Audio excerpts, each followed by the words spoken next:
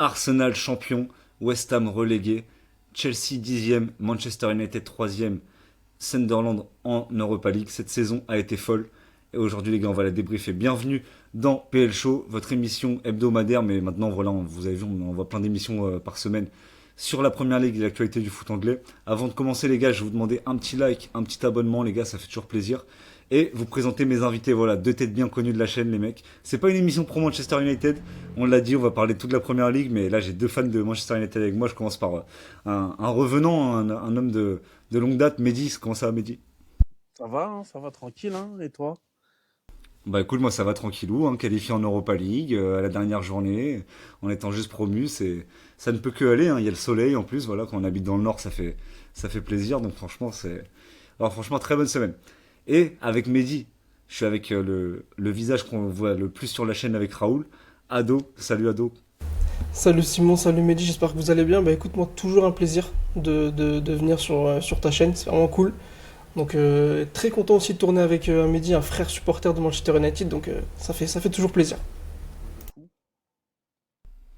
Donc voilà les gars, on va revenir directement sur la 38e journée de Première Ligue et du coup dresser un petit bilan de la saison, même si on va faire après les PL Awards prochainement, mais là on va faire un petit bilan à chaud, on va dire, de la saison. Revenons très rapidement, les mecs, si vous le voulez bien, sur Burnley et Wolverhampton. Juste très rapidement, Wolverhampton qui aurait pu finir 19e. Au final, ils finissent dernier. Bon, je pense que c'est le crash de cette saison, le crash qui était annoncé, hein, Wolverhampton. On en parlait même avec Hamid de Wolf France, grosse dédicace à lui. Il nous disait déjà en début de saison, voilà, je pense que la descente elle est programmée, le club n'investit plus, il vend ses meilleurs joueurs, voilà, ils sont descendus, ils auraient pu finir 19e, pas être dernier. Au final, ils finissent dernier avec ce nul extérieur. Petit mot, les gars, sur Wolverhampton et même Burnley un petit peu, hein, c'est les mauvais élèves. Bah écoute, Wolverhampton, il y a une deuxième partie de saison un peu moins dégueulasse que la première. Je veux dire, ils sont sur un rythme de quoi relégable, basique, et ils sont passés de une des pires équipes all-time à je suis juste, on va descendre, tu vois, normal. Donc ils ont un peu sauvé les apparences au final sur la deuxième partie de saison. C'est un peu dommage parce que c'est une équipe qui a pu avoir des bonnes idées, des bons joueurs, qui a pu emmener des talents en première ligue et tout ça. Donc c'est dommage. Contrairement à leurs adversaires de la semaine, là, Burnley, qui, pour le coup, vraiment, toute la saison, on s'est fait chier. Enfin, vraiment, c'est pas. c'est- Personnellement, c'est l'équipe que j'ai le moins apprécié suivre cette saison, Burnley. Donc Non, voilà. franchement, je suis 100% d'accord avec toi avant de te lancer à dos ouais, sur Burnley. Autant les Wolves, en fait, tu vois, alors en début de saison, ils nous faisaient rire, on se moquait d'eux, tu vois, ils perdaient tous leurs matchs, 2 points en, je crois, 20 matchs, c'était ridicule. Mais au moins, il y avait quelque chose, quoi. Et puis en deuxième partie de saison, comme t'as dit, t'avais l'impression de voir une équipe relâchée qui savait qu'elle allait descendre, mais qui. Alors, c'était pas forcément tout le temps beau, tout le temps bon, mais je sais pas, il y avait une espèce d'âme. Burnley, toute la saison, voilà, t'avais l'impression que ça. C'était nauséabond, quoi. Il se passait rien, tu te l'as dit, tu te faisais chier, hein, clairement, devant Burnley. Voilà, ado, je te lance vite fait là-dessus, puis après, on va pas rester non plus trop longtemps sur ces équipes en carton, si je peux dire. Ouais, carrément, bah déjà, Wolverhampton, ça leur pendait au nez déjà depuis 3 saisons. Ils font 14e, 15e en 23-24, 15e ou 16e en 24-25, et du coup, bah là, relégués cette saison. Donc j'ai envie de dire qu'il y a une espèce de logique qui est un petit peu respectée sur les dernières saisons. Maintenant, merci pour Cunha. C'est tout ce que j'ai à leur dire en fait. Merci pour Cunha. En tant que supporter de Manchester United, je sais que l'été dernier, il y a eu quelques frictions avec certains supporters de Wolverhampton, notamment sur Twitter. Mais ouais, on va perdre le Molineux, qui est un joli stade. Mais à part ça, franchement, la logique est complètement respectée. C'est vrai que cette saison, ils ont eu un petit run à un moment où ils commençaient à accrocher des grosses équipes d'ailleurs. Ils nous ont accrochés à un moment donné. Ils ont été chiants sur certains matchs, mais il manquait beaucoup trop de choses. Et puis Beaucoup, encore beaucoup trop de jusqu'à la choses. fin, Sunderland, ils nous accrochent, je crois que c'était à la J36, je crois, chez eux. Ils accrochent aussi Fulham à la Ils nous J37 accrochent nous, on leur donne un de leurs 3 premiers points, aussi, je ouais, crois, c'est ça. sur le nul. Je crois qu'ils étaient à 2 points avant de nous jouer quand ils arrivent contre Manchester Ah, c'était United. un partout tout pourri Ouais. Parce qu'au final, nous, on à Old finit. Trafford. là, Sunderland finit en Ligue Europa au final, mais Fulham était devant Sunderland à la G37 et c'est ce nul à Wolverhampton qui les a fait du coup caler dans cette course à l'Europe. Enfin bon, voilà, du coup, on a lâché un petit mot sur ces relégués, les gars. De Il toute y a un façon, le autre match, relégué. moi j'ai vu qu'une image, c'est un but sur penalty, je crois, sur le multiplex. C'est le seul moment où ils sont Oui, arrêtés c'est en ça, match, je crois. c'est ça. Le penalty de Adam Armstrong, c'est ça pareil sur l'antiplex. Et Burnley qui fait l'ascenseur. Voilà, Ouais, c'est tout. prévisible un petit peu aussi. Oui, oui. Quand tu vois l'équipe avec laquelle ils partent en début de saison, bon, voilà, même si les supporters de Burnley sur Twitter nous disaient mais on a fini à plus de 100 points, Sunderland va finir dernier et nous on va se maintenir. Écoute, bizarrement, voilà. En Mais tout ça, cas, c'est les un gars, truc qu'on peut voir depuis un moment, c'est qu'il y a un gap entre la Championship et la Première League, tu vois. Les équipes qui se régalent en Championship, elles arrivent en Première League et elles sont pas toujours très intéressantes, tu vois. Bon, alors on a le contre-exemple Sunderland, mais qui a beaucoup bah, investi cet Sunderland, on a été. beaucoup investi. Moi, le contre-exemple que j'aurais plus utilisé, c'est Leeds. Parce que Leeds, ils n'ont pas trop bougé leur équipe. Ils ont bougé, évidemment, mais pas trop non plus comparé à l'année dernière. Et au final, ils se maintiennent, ils font une bonne saison, mais c'est pas non plus Ouais, exceptionnel, mais tu vois. après, c'est une équipe aussi Aussi, aussi, qui fait aussi. les allers-retours. Sous Donc au parachute final, doré, ouais. une équipe qui reste globalement en Première Ligue, tu vois. Mm, Mais mm. les équipes un peu sensation, comme le Burnley de compagnie, là, quand ils étaient avant de monter, il y a quoi, il y a 3 ans, là. Pareil, c'était l'équipe un peu sensation. Ils sont arrivés, ils se sont juste fait taper comme tout le monde pendant toute la saison.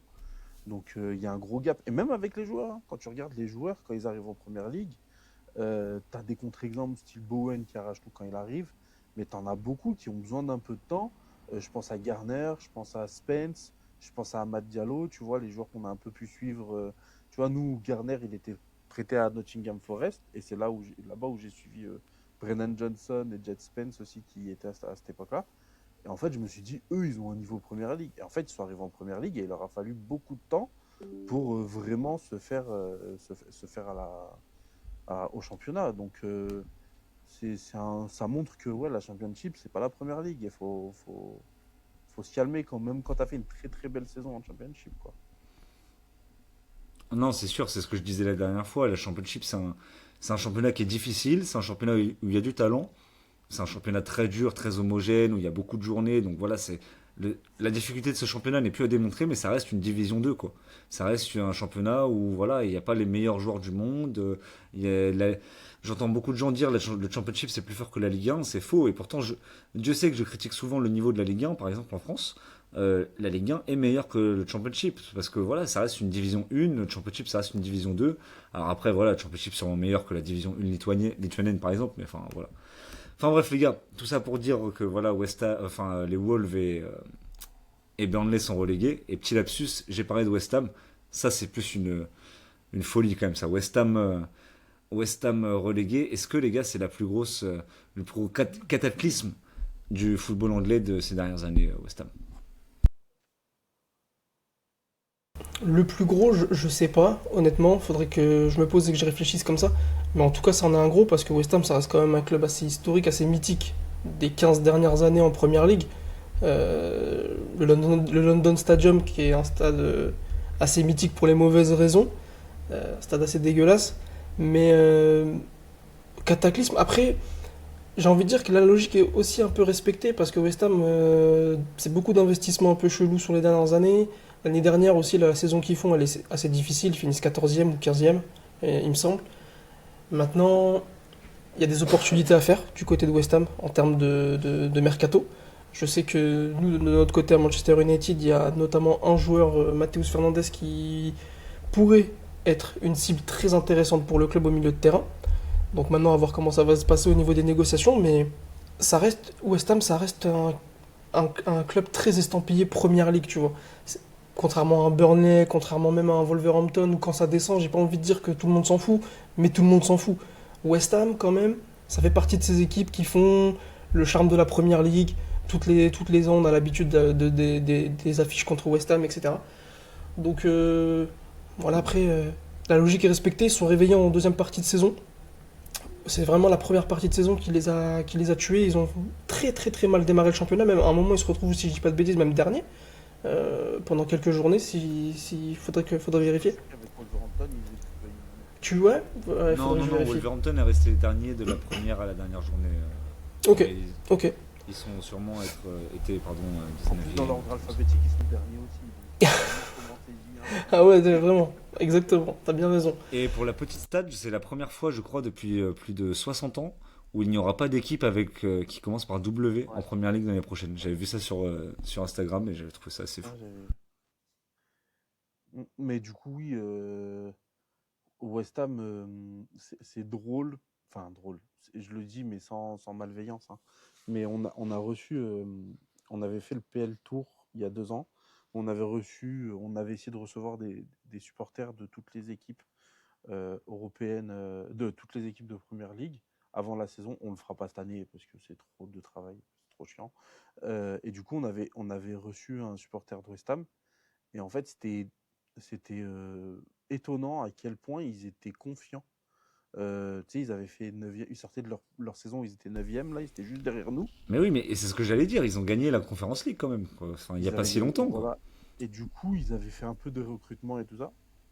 Et c'était quand même assez persuadé qu'il y avait un coup à jouer pour le top 4. Alors, pas, ils disaient pas on va finir top 4, hein, mais ils disaient il y a un coup à jouer pour le top 4, on fait partie des équipes qui se positionnent. Et réellement, ils se positionnaient devant Manchester United pour le top 4. Euh, et du coup, tu te dis que bah déjà, il faut faire attention quand ton club investit énormément. Bah, s'il investit mal, bah, voilà ce qu'il arrive. C'est vrai que West Ham, c'est pas les plus pingres en Angleterre, hein. Donc voilà. Mais c'est vrai qu'ils sont passés d'une saison avec. Bon, après, c'était 9e, où ils avaient quand même de l'espoir, à bah, saison dernière et cette saison où vraiment ils retombent sur terre et ils se rendent compte que bah, ils y sont pas du tout, quoi. Et là, bah, ils vont descendre. Et c'est une équipe qui a toujours tenu à, euh, à quelques très très très très bons joueurs. Parce que là, on parle de Matheus Fernandes, mais tu as aussi Jarrod Bowen, bon, qui ne fait pas une saison incroyable, mais qui est quand même un joueur fantastique. Tu as leur arrière droit, là. Le Sénégalais, Ouais, Diouf, ouais, ouais, Diouf, très intéressant aussi, ouais. ouais, c'est intéressant. J'ai pas vu trop jouer, mais je l'ai vu contre nous. Il nous a traîné pendant tout le match. Donc, tu vois, il y a quand même de la qualité dans cet effectif. Et Summerville aussi, très très bon Summerville. oui, Summerville aussi, c'est un très bon joueur. Et du coup, tu te dis, bah, c'est une équipe qui a souvent eu de la qualité et qui s'en est sortie par ces qualités-là, tu vois, par Bowen qui va te marquer beaucoup de buts, faire beaucoup de passes. Mais au final, bah, il y a un moment donné, quand ton club ne travaille pas bien, bah, ton club ne travaille pas bien et ça suffit plus, quoi. Ouais, exactement. Et juste pour info, ils ont été derniers du classement cette saison, West Ham, je viens de vérifier. Ouais, Ils s'étaient fait taper à la première journée, non? Ah oui, première journée, oui, on leur a eu 3-0, c'est vrai. mais c'est surtout la journée d'après, 5-1 contre Chelsea. Ah ouais, ouais. Et ils font dernier du classement, et ensuite toute la première partie de saison, quasiment, ils sont 19e, et ensuite ils grappillent la 18e place. Ok. C'est ça qui les a tués, c'est la première partie de saison. De toute façon. Ouais, c'est ça. Mais oui, non, là, comme là, tu disais, Mehdi, c'est pas le plus pingre. C'est vrai, on a regardé, je crois que c'est avec toi, Ado, qu'on en parlait, je crois, il y a 1 ou 2 semaines, où on disait que West Ham, ils étaient dans le top 10, enfin, ils étaient 11e des équipes qui ont le plus dépensé ces 5 dernières années. C'était pas avec moi, mais oui, oui, Mais c'est. voilà, Je connais la stat. Ouais. là, je suis sur Transfermarkt, sur leur dernier mercato. Donc, on va prendre leurs 5 derniers mercato. Hein, donc en 2020-2021, 50 millions, enfin, non, 119 millions, dont des joueurs comme Sébastien Haller qui est arrivé pour 50 millions. Alors, Sébastien Haller, c'était un bon joueur, mais au final, là-bas, il a quand même pas très bien marché. Enfin, c'est quand même des prix 50 millions, c'est quand même assez cher. Bon, là, pour le coup, le mercato d'après, tu prends Benrahma, bon, ça n'a pas très bien marché. Au final, tu l'as bien vendu. Soucek, Koufal, je pense qu'on peut dire que c'est des réussites quand même. Même Lingard à l'époque, quand il arrive, on peut dire que c'est une réussite. Là, je suis devant. 35 millions pour Kurtzuma, 30 millions pour Vlasic. L'année d'après, donc là, tu mets 75 millions sur ce mercato. L'année d'après, tu mets 40 millions sur Skamaka, 35 millions sur Naïef Aguerd, 42 millions sur Lucas Paqueta. Bon, Lucas Paqueta, on peut dire que c'est une mini réussite, mais c'est toujours bizarre avec ce joueur. L'année d'après, 144 millions encore dépensés avec des mecs comme Kudus, comme Alvarez, comme Ward-Prowse, comme Mavropanos à 20 millions. Mavropanos à 20 millions, franchement, je trouve ça fou. Et là c'était du coup, non, pas cette année, l'année dernière, ils te mettent encore 50 millions sur Maximilian Kilman. Moi, j'aime bien Kilman, je trouve que c'est un bon joueur de première ligue, un bon défenseur. Jamais de la vie, tu mets 50 millions sur ce mec. Voilà, 30 millions sur Fulkrug.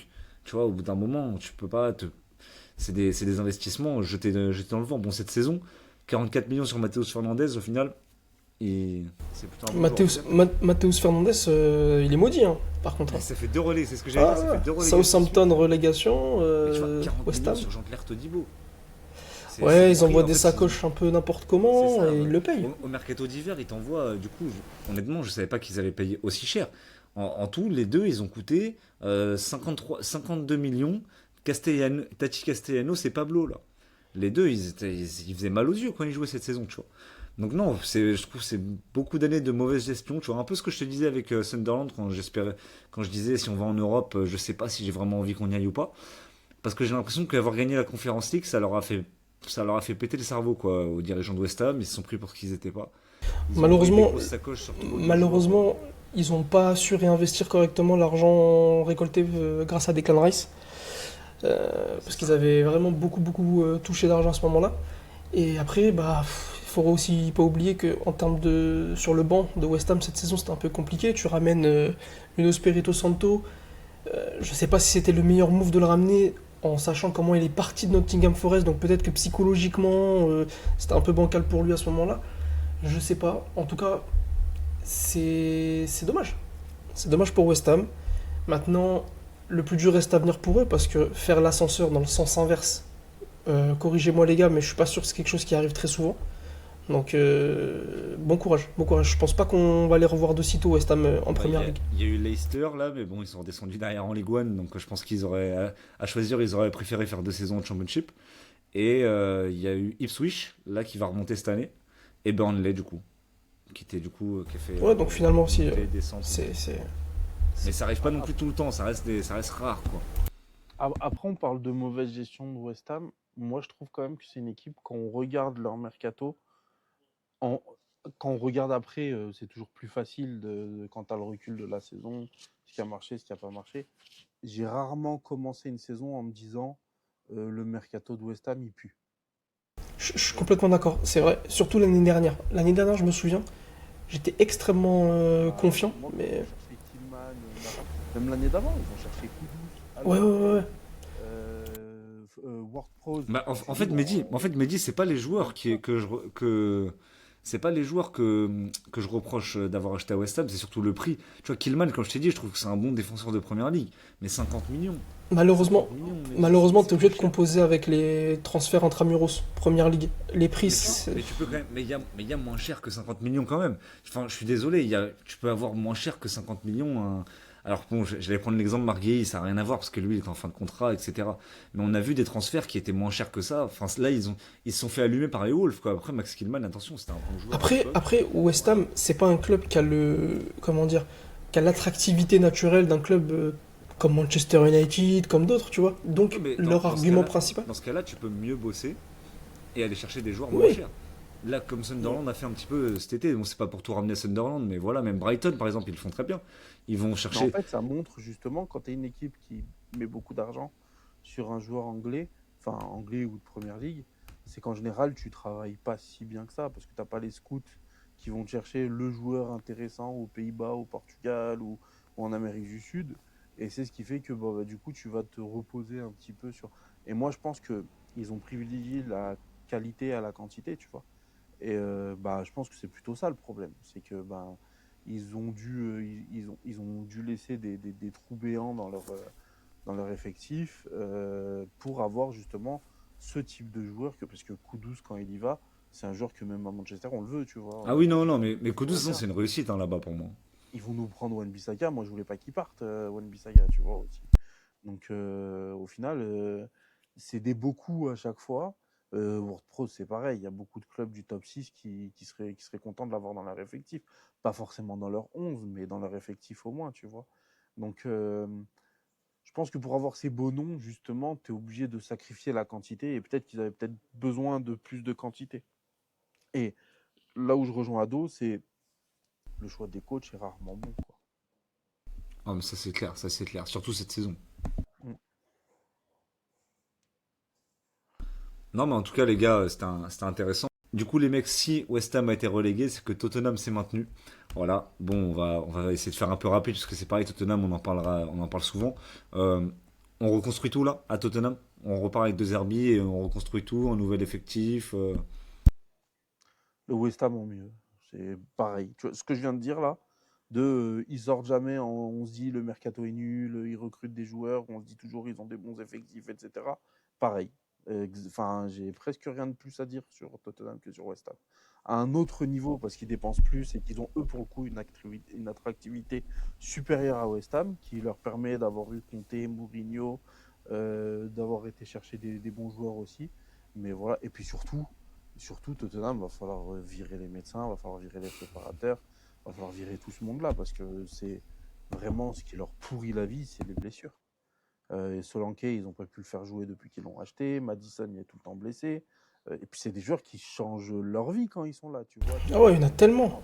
Bah, Kulusevski, il y en a voilà, tellement. Kulusevski aussi, tu vois. Mais tu prends juste Madison, il y a un Tottenham avec et il y a un Tottenham sans Madison, tu vois.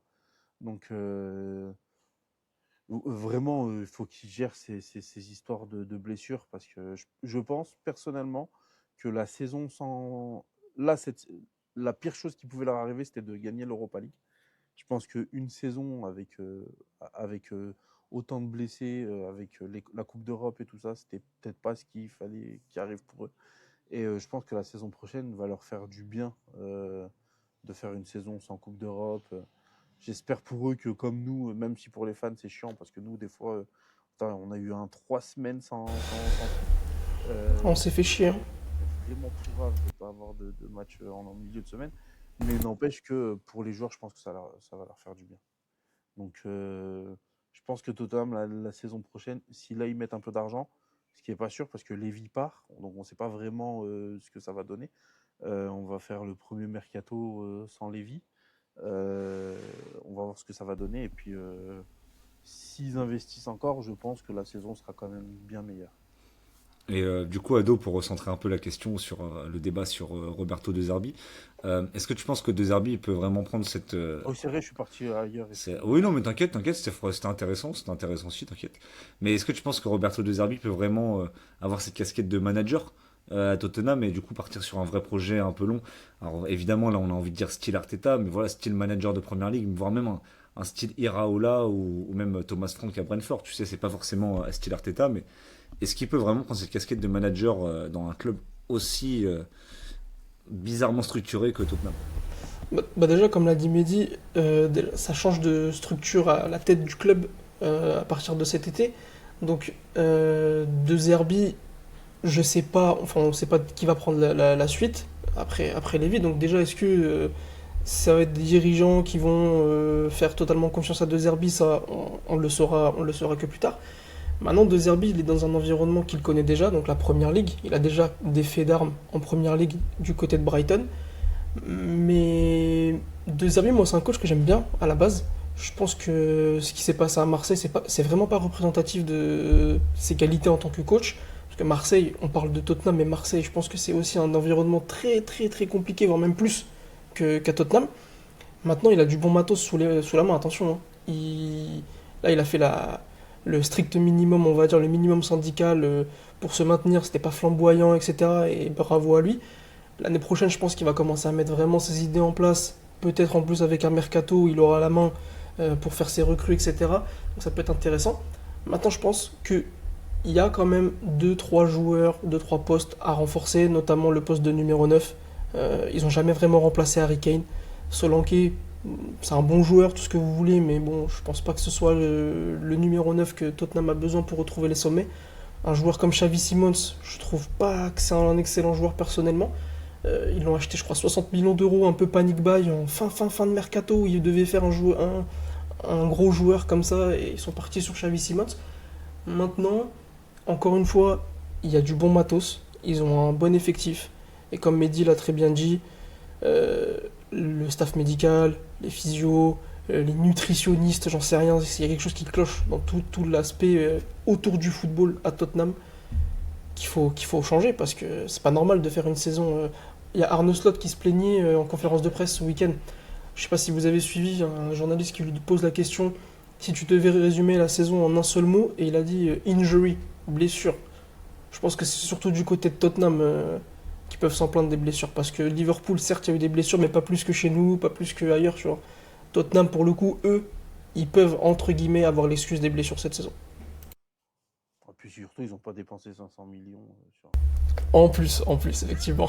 En plus. C'est obligé, pardon. Non, mais juste pour recentrer sur Des Herbies, moi, je pense que au point où ils en sont dans leur projet Tottenham, je pense qu'il faut qu'ils demandent plus des résultats à leur coach. Parce que la chose que tu peux mettre en commun à tous les coachs que t'as dit, Simon, c'est que c'est des coachs qui ont prouvé dans les clubs où ils sont allés. Et Des Herbies allait lui donner un rôle de manager, je gère tout, etc. à Tottenham. Je pense que c'est une connerie.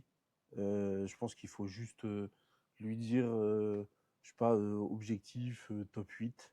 S'il y a le top 8, eh ben, on donnera plus de moyens, on donnera peut-être plus de liberté, on te laissera peut-être encore plus mettre en place ce que tu as envie de mettre. Mais moi, je suis pas de la team, on recrute un coach et on lui donne une feuille blanche, on lui dit vas-y, fais ce que tu veux. C'est ton équipe, mets en place ce que tu veux, toutes les dingueries que tu veux. Puis après, le coach, quand il part, et on l'a vu à Tottenham, c'est arrivé 2 fois cette saison, tu dois reprendre à zéro. Donc, je pense qu'avec Des Herbies, qui en plus n'est pas le plus stable des coachs, faut aussi se prémunir de ça et lui dire juste fais-nous le top 8 et on verra quoi. Ou le top 10, enfin, je sais pas où ils mettent le curseur après être passé pas loin de la relégation. Hein, Après, l'avantage qu'il a, c'est qu'il évolue pas dans le club où il y a la plus grosse pression médiatique ou même pression populaire des supporters. Donc en vrai, je pense qu'ils pourront lui laisser un peu plus de temps que dans d'autres clubs, quoi. Et je suis d'accord avec toi quand tu dis donner les pleins pouvoirs comme ça à un coach qui arrive, qui a encore même rien prouvé et tout, dans un club avec quand même des ambitions. Tottenham, quoi qu'on dise, c'est quand même un club avec des ambitions. Bah, ça me fait tilter Chelsea, Xabi Alonso, a priori, qui vont lui donner les pleins pouvoirs, lui donner la casquette de manager. Ça aussi, à voir ce que ça va donner, même si je pense que foncièrement, Xabi Alonso, c'est un bon coach avec des vraies idées, mais pas convaincu du move de manager, quoi. Puis Chelsea, on parlait de après, mais Ouais, ils sont plus dos au mur, quoi. Donc, au niveau coach, pour qu'un coach accepte d'aller chez eux, il faut pas non plus. c'est inespéré, hein, je sais pas comment ils l'ont démarché, Xabi Alonso. Ouais. Franchement, et Liverpool, ils ont raté le tapin, Xabi Alonso aussi. Bon, tant pis pour eux. Ouais, bon, on va pas revenir là-dessus. On a déjà pas parlé dans PL Show de Liverpool, Xabi Alonso. Moi, c'est un peu pareil, mon cheval de bataille aussi pour moi. Je comprends pas comment lui déjà, il est pas attendu enfin, il a pas attendu que Slot soit débarqué parce que je pense que si Alonso est toujours libre et qu'il fait de l'appel du pied à Liverpool, les dirigeants le font et je comprends pas non plus les dirigeants. Mais bon, enfin bref, on va Bon, pas revenir Chelsea, sur avec ce. les moyens et tout, ce serait bête Bah, d'attendre Liverpool. justement, parlons-en de Chelsea parce qu'ils ont fini dixième. Voilà, vous l'avez dit, 500 millions. Voilà, plus de 3 milliards depuis qu'il y a Boeli qui est là. Pour juste un top 4, une Coupe du Monde des clubs et une Conference League au final.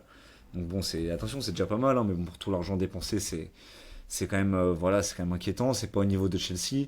Bon, on a parlé, on s'est moqué de Chelsea toute l'année. Voilà, on a encore reçu Bilal dernièrement qui nous a dit qu'il regardait même plus les matchs tellement que voilà, Chelsea l'avait dégoûté et que le projet l'avait dégoûté.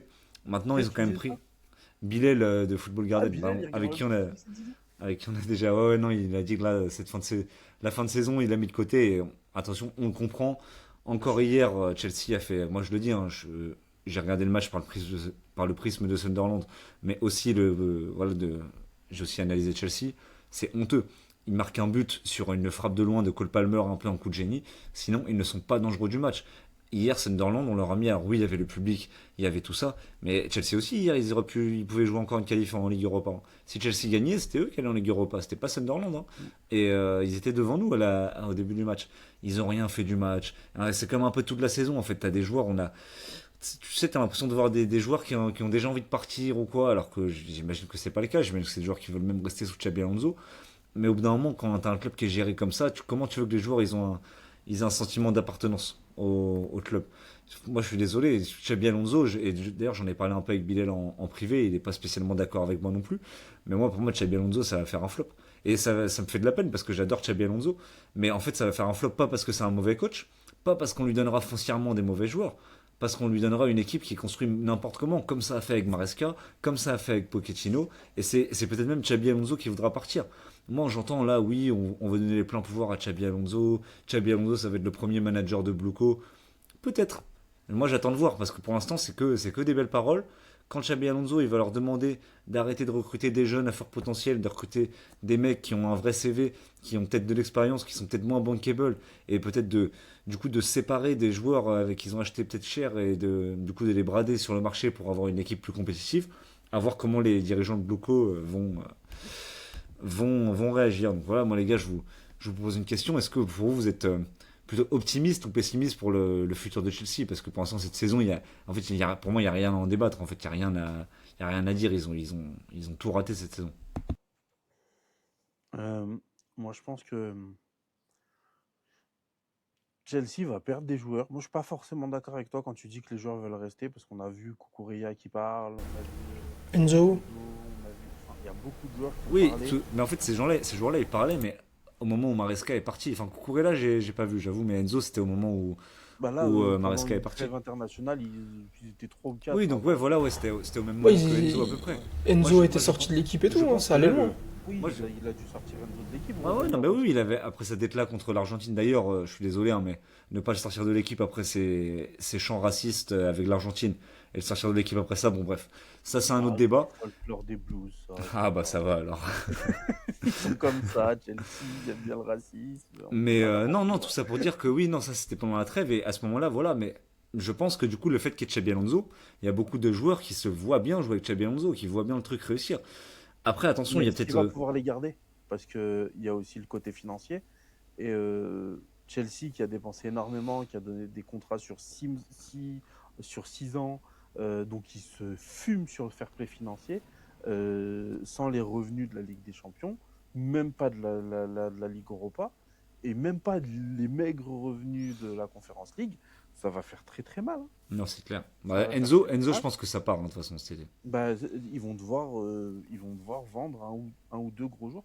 Il y a Palmer aussi, il l'a pas dit, mais Palmer, je pense que son agent, il a dû passer des coups de fil, hein, Palmer à vu- United, vous en dites quoi, les mecs? Non, ouais, on a le non, meilleur joueur du monde là, actuellement à ce non, poste. non, non, Mais il peut jouer à droite, hein. Palmer, sa meilleure saison, il l'a fait à droite aussi. non, non, non, non. Moi, je dirais jamais moi Palmer parce que ça m'aime beaucoup, mais c'est une très mauvaise idée. C'est ma mauvaise idée, je la prends. C'est une mauvaise idée. Moi j'ai toujours du mal avec les joueurs, comment dire, qui ont des postes un peu bâtards, tu sais, comme tu viens très bien de le dire, il peut jouer à gauche, il peut jouer à droite, etc. Mais en fait, à chaque poste, à Manchester United, là, actuellement, en 2026, on a des meilleurs joueurs. Donc moi, aujourd'hui, Palmer, ça m'intéresse pas tant que ça, honnêtement. Ça s'entend. Tu me dis le Palmer, quand il a été élu meilleur jeune joueur de Première Ligue, pourquoi pas? Mais là, le cadavre qu'il est devenu depuis 2 saisons, pas vraiment. Ça s'entend. Du coup, je vais te lancer vite fait à dos. Toi, pour toi, t'es plutôt optimiste ou pessimiste sur le futur de Chelsea? Ah oui, juste par contre, j'ai pas fini mon Non, truc. vas-y, t'inquiète. Euh, Justement, le fait que beaucoup de joueurs vont devoir se barrer, ça va peut-être forcer Bluco à réfléchir et à travailler un peu plus intelligemment. Et du coup, c'est peut-être dans cet environnement-là que Xabi Alonso va trouver sa place et va vraiment être au centre d'un projet qui sera peut-être un peu plus cohérent.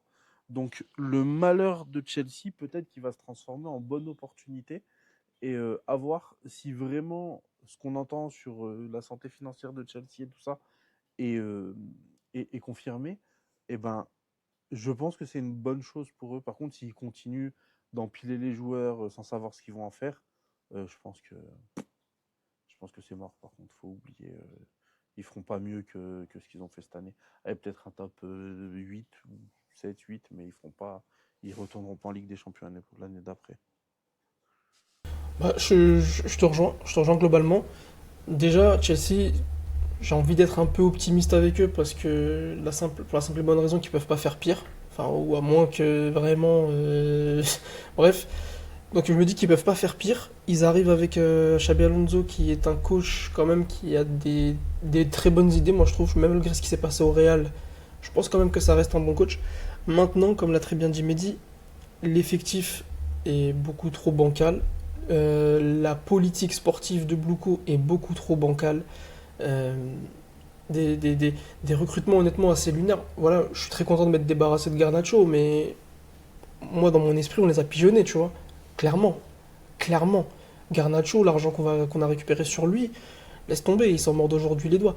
Donc Le back-to-back Sancho Garnacho, faut Ah vraiment ouais, un club qui est pas en bonne santé pour le temps. ah ouais, complètement. Complètement. Après, ce qu'ils nous ont fait pour Mount, ça devait pas rester impuni, honnêtement. Même si Mount, ça reste quand même moins catastrophique que Garnacho et Sancho, mais bon, ça c'est un autre débat. Mais en tout cas, Chelsea, comme Tottenham, je trouve qu'ils ont quand même des bons joueurs. Tu vois, Joao Pedro, je suis convaincu que c'est un bon joueur. Ils vont récupérer Nicolas Jackson, ça aussi ça a été une connerie monumentale de le laisser partir, je trouve, parce qu'il est 100 fois meilleur qu'un mec comme Delap, honnêtement. D'ailleurs, merci à eux aussi de nous avoir évité de prendre Delap. Décidément, c'est des vrais frères Chelsea Bah, en ce merci moment. à Tottenham de nous avoir battus. C'est ça qui Ouais. est la Ah ouais, complètement. Complètement, c'est vrai. Ouais, ils vont devoir se débarrasser de quelques gros noms. Enzo Fernandez, qui est le plus pressenti pour partir. J'ai vu une rumeur, alors à voir si c'est avéré ou pas. Maresca qui aimerait le récupérer du côté de Manchester City en cas de départ de Rodri par exemple, en plus d'Eliott Anderson. Donc j'ai envie d'être optimiste honnêtement pour Chelsea. Maintenant, si comme Mehdi l'a dit, s'ils continuent leur délire de ramener des jeunes comme les Gittens, comme les Garnacho, pour espérer faire des plus-values dans 2 3 4 ans, étaler les paiements sur des 5 6 7 ans, tu t'en sors pas. Tu t'en sors pas parce que tu étrangles un peu ta masse, ta masse financière sur ces. Regarde, un dossier comme, comment s'appelle déjà l'Ukrainien, la Moudrik. Le mec il continue toujours à prendre son argent et il avait pas pris un petit salaire et un petit contrat à l'époque, tu vois. Donc on va voir ce qu'ils vont faire. Je pense pas qu'ils auront la totale liberté cet été à cause du fair play financier parce que les finances ça commence un peu à être rigrac parce que comme tu l'as rappelé, pas de Ligue des Champions, même les C2 et C3, t'as pas les finances de ça et même juste les finances liées à la première ligue. Tu finis là où ils ont fini. Tu prends pas énormément comme si tu finissais top 4 ou top 5, tu vois. Donc, on va voir ce que ça va Ils peuvent donner. l'absorber sur une saison, mais ils doivent faire attention et plus être aussi dépensés qu'avant. Ouais. Et par contre, si la saison prochaine ils font pas mieux, c'est la catastrophe. Ah ouais, non, mais complètement, complètement. Et je les vois absolument pas accrocher une place européenne cette saison. Et je suis encore plus optimiste pour Tottenham que Chelsea, pour te dire, l'année prochaine. Moi, je me dis que le fait de pas jouer de Coupe d'Europe, ça peut. Ah oui, oui, ça va la faire du bien. Par exemple, nous, on n'est pas en Ligue des Champions, on n'est pas en, on sort pas de toutes les compétitions. Je pense pas qu'on finit troisième, tu vois. Donc Chelsea, ça peut peut-être les sauver, mais ils feront peut-être cinquième, tu vois, et ils arracheront une place en Ligue des Champions, mais c'est pas Mais mon. le chantier, avec du recul, je suis en train de réfléchir, mais le chantier est tellement énorme. En fait, Non, mais c'est mine de là, rien dit, Chelsea, Alonso aussi. ils sont dans notre. Pour recontextualiser avec Manchester United, ils sont dans notre phase 1 de l'année dernière, où ils doivent faire un décrissage énorme, énorme, énorme, où nous, on a réussi à faire la phase 1 avec les Garnacho, les Sancho, les Rashford, etc. Là, ils sont à ce stade-là, en fait. Ils sont à ce stade-là. Nous, là où on a réussi à passer le cap en faisant les bonnes recrues et en faisant le bon ménage, bah regardez, aujourd'hui, on finit troisième, et ça va nous amener encore des bonnes recrues cet été. Et Du c'est coup, comme ils ont ça qu'une encore bonne plus de dynamique gens s'installe. plus de joueurs sous contrat encore. En plus, là tu prends ligne par ligne. Avec les gros salaires. Les gardiens, faut tout refaire. Enfin, Sanchez, je trouve pas que c'est un bon gardien. Des mecs comme Chaloba, des mecs comme. Il y en a tellement. Il y en a tellement. Il y en a tellement. Gittens, tout ça. Enfin, Enfin bon les gars, voilà, en vrai de vrai, on a dit un peu ce qu'on avait à dire sur Chelsea. Je voulais parler, les gars, je voulais parler de Liverpool et de Newcastle. Je trouve que Liverpool, on les a déjà beaucoup fait cette saison et en fait, je voulais un peu en parler en tant que équipe qui a raté sa saison. On peut dire qu'ils ont raté leur saison, hein, quand même. Genre, ils jouaient le titre à la base. Maintenant, on peut pas non plus enlever la variante Diogo Jota, qui était quand même un des meilleurs amis de beaucoup de joueurs du vestiaire. ouais. Donc voilà, on va éviter Moi, Liverpool. moi, c'est un truc. C'est un truc. Alors, Ah non, en fait, je je veux sais pas, pas. c'est un truc qui est pas trop qui est pas trop, on sait pas trop parce que Moi, je trouve quand à mon même avis, que, c'était leur meilleur pote avec aussi tout dans le le vestiaire. respect, voilà, évidemment que ça affecte. Évidemment, évidemment, c'est un drame abusément grave qui s'est déroulé du côté de Liverpool l'été dernier. Mais quand même, je trouve quand même que c'est un peu trop facile de continuer à, entre guillemets, manger sur la mémoire de Diogo Jota pour justifier les mauvais résultats de Liverpool cette saison. Bah, Voilà, c'est ça pour moi ça justifie pas tout non plus. Après, voilà, ils sont quand même qualifiés en Ligue des Champions. Voilà, au final, ils ont fait leur quart de finale. Après, tu peux pas être heureux de te qualifier en Ligue des Champions. Bah, quoi, oui. Oui, Bah, oui. je suis Préparer d'a- 500 000 Je suis d'accord avec toi, je suis d'accord avec toi, mais tu vois, quand on parle de saison ratée, il y a toujours un juste milieu à dire. Alors oui, ils ont énormément dépensé au mercato, oui, ils sont champions en titre. Maintenant, voilà, ils vont. C'est pas une saison ratée, c'est pas un fiasco total non plus. Il y a eu aussi une grosse blessure. Par exemple, Isaac, on a parlé, ils n'ont pas eu des grosses blessures. Mais il Enfin, ils était n'ont pas eu nul avant énormément de d'être blessures, blessé, mais. Isaac. Bah, il paye son été où il n'y a pas de Bah, c'est préparation, ça, il était nul, mais il force il se son prépare pas en fait. transfert. Mais c'est comme Il Suarez. arrive. Oui, non, mais Ouais. oui, oui, oui. Mais c'est juste, c'est des circonstances atténuantes. Donc voilà, c'est juste pour ça, les gars, que je voulais, on va dire, éviter Liverpool, parce que sinon on fait de la vidéo juste faire 3 heures, quoi, au bout d'un moment, si on parle de tout le monde, tu vois. Et je voulais justement parler d'une équipe, parce que Liverpool, on en parle beaucoup, et on aura sûrement l'occasion d'en reparler aussi cet été, hein, attention, pendant le mercato, etc., voir même s'ils gardent ou pas Arne Slot. Mais je voulais lui parler de Newcastle, parce que Newcastle, mine de rien, c'était quand même une équipe qui démarrait la saison en Ligue des Champions. Ils ont complètement craché leur saison, Newcastle. Et personne ne dit trop rien. Ils finissent 13 ou 12e, je crois. Je vais regarder. Ils finissent 12e. Avec quand même beaucoup d'argent, encore une fois, dépensé au mercato d'été. Parce qu'ils ont quand même dépensé 278 millions au mercato d'été. C'est pas rien. Avec notamment Nick Voltemade, 80 millions sur lui. 75 avec des bonus, ça pouvait monter même à 90. Voilà, Elanga à 60. Et au final, c'est encore. Newcastle, ça fait là 4 ans qu'ils font une saison sans Europe, une saison Ligue des Champions, sans Europe, saison Ligue des Champions. Et là, du coup, on est dans la saison sans Europe. En plus, ils sont quand même sortis par la petite porte en se prenant quand même 7-2 face au FC Barcelone. Alors, voilà, je sais que Newcastle est un club assez anonyme en France, mais c'est même pas dans la hate que je dis ça, parce que justement, j'essaye de qu'on en parle un peu plus, parce qu'en fait, c'est pas normal. Et d'ailleurs, les supporters de Newcastle, avec qui on se vanne aussi des fois sur Twitter, des fois, on parle aussi en privé et ils disent c'est pas normal. C'est un des plus gros budgets du football anglais. Alors oui, ils sont bridés par le PSR, etc. Mais malgré tout, ils dépensent plus que certains clubs. Newcastle, ils ont plus dépensé que Bournemouth sur ces dernières années. Ils ont plus dépensé que... bon, Everton, au final, ils finissent pas bien, mais Newcastle, c'est un club qui a énormément dépensé. Autant que les top clubs anglais. Les voir au final 12e comme ça, moi, je trouve pas ça normal. Je sais pas ce que vous en pensez, les gars, si vous avez un petit mot sur Newcastle. Bon, vraiment, véridique, hein, dès qu'ils ont terminé leur mercato l'année dernière, je me suis dit, ils vont se casser la gueule cette saison. Panic buy FC. Vraiment, quand j'ai vu leur mercato, c'était vraiment sacoche sur sacoche parce que bah ils ont voulu Brian Bemo qui leur a dit non, ils ont voulu Benjamin Sesko qui leur a dit non. Et en fait, tout le long du mercato, je me souviens, on était un peu en duel avec eux sur certains dossiers et à chaque fois on les a battus. Et donc bah au bout d'un moment, tu es obligé de faire ton mercato. Et ils se sont dit bon, Brian Bemo, il était en duo avec Yohan Wissa, et bon on va prendre la deuxième, le deuxième joueur de la paire. Nick Voltema de 85 millions d'euros. Qu'est-ce qui justifie 85 millions d'euros sur Nick Voltema de les gars? Je vous pose la question, je ne sais pas. Le seul transfert cohérent l'année dernière, c'est Malik Thiaw, je trouve quand même, qui est un bon joueur. C'est celui qui leur a coûté le moins cher. Donc, comme quoi. Mais sinon, je pense surtout qu'il faut tourner la page Eddie Howe. Il arrive vraiment au bout d'un cycle. Il a fait son temps, il a fait du très très très bon travail là-dessus, il n'y a rien à dire.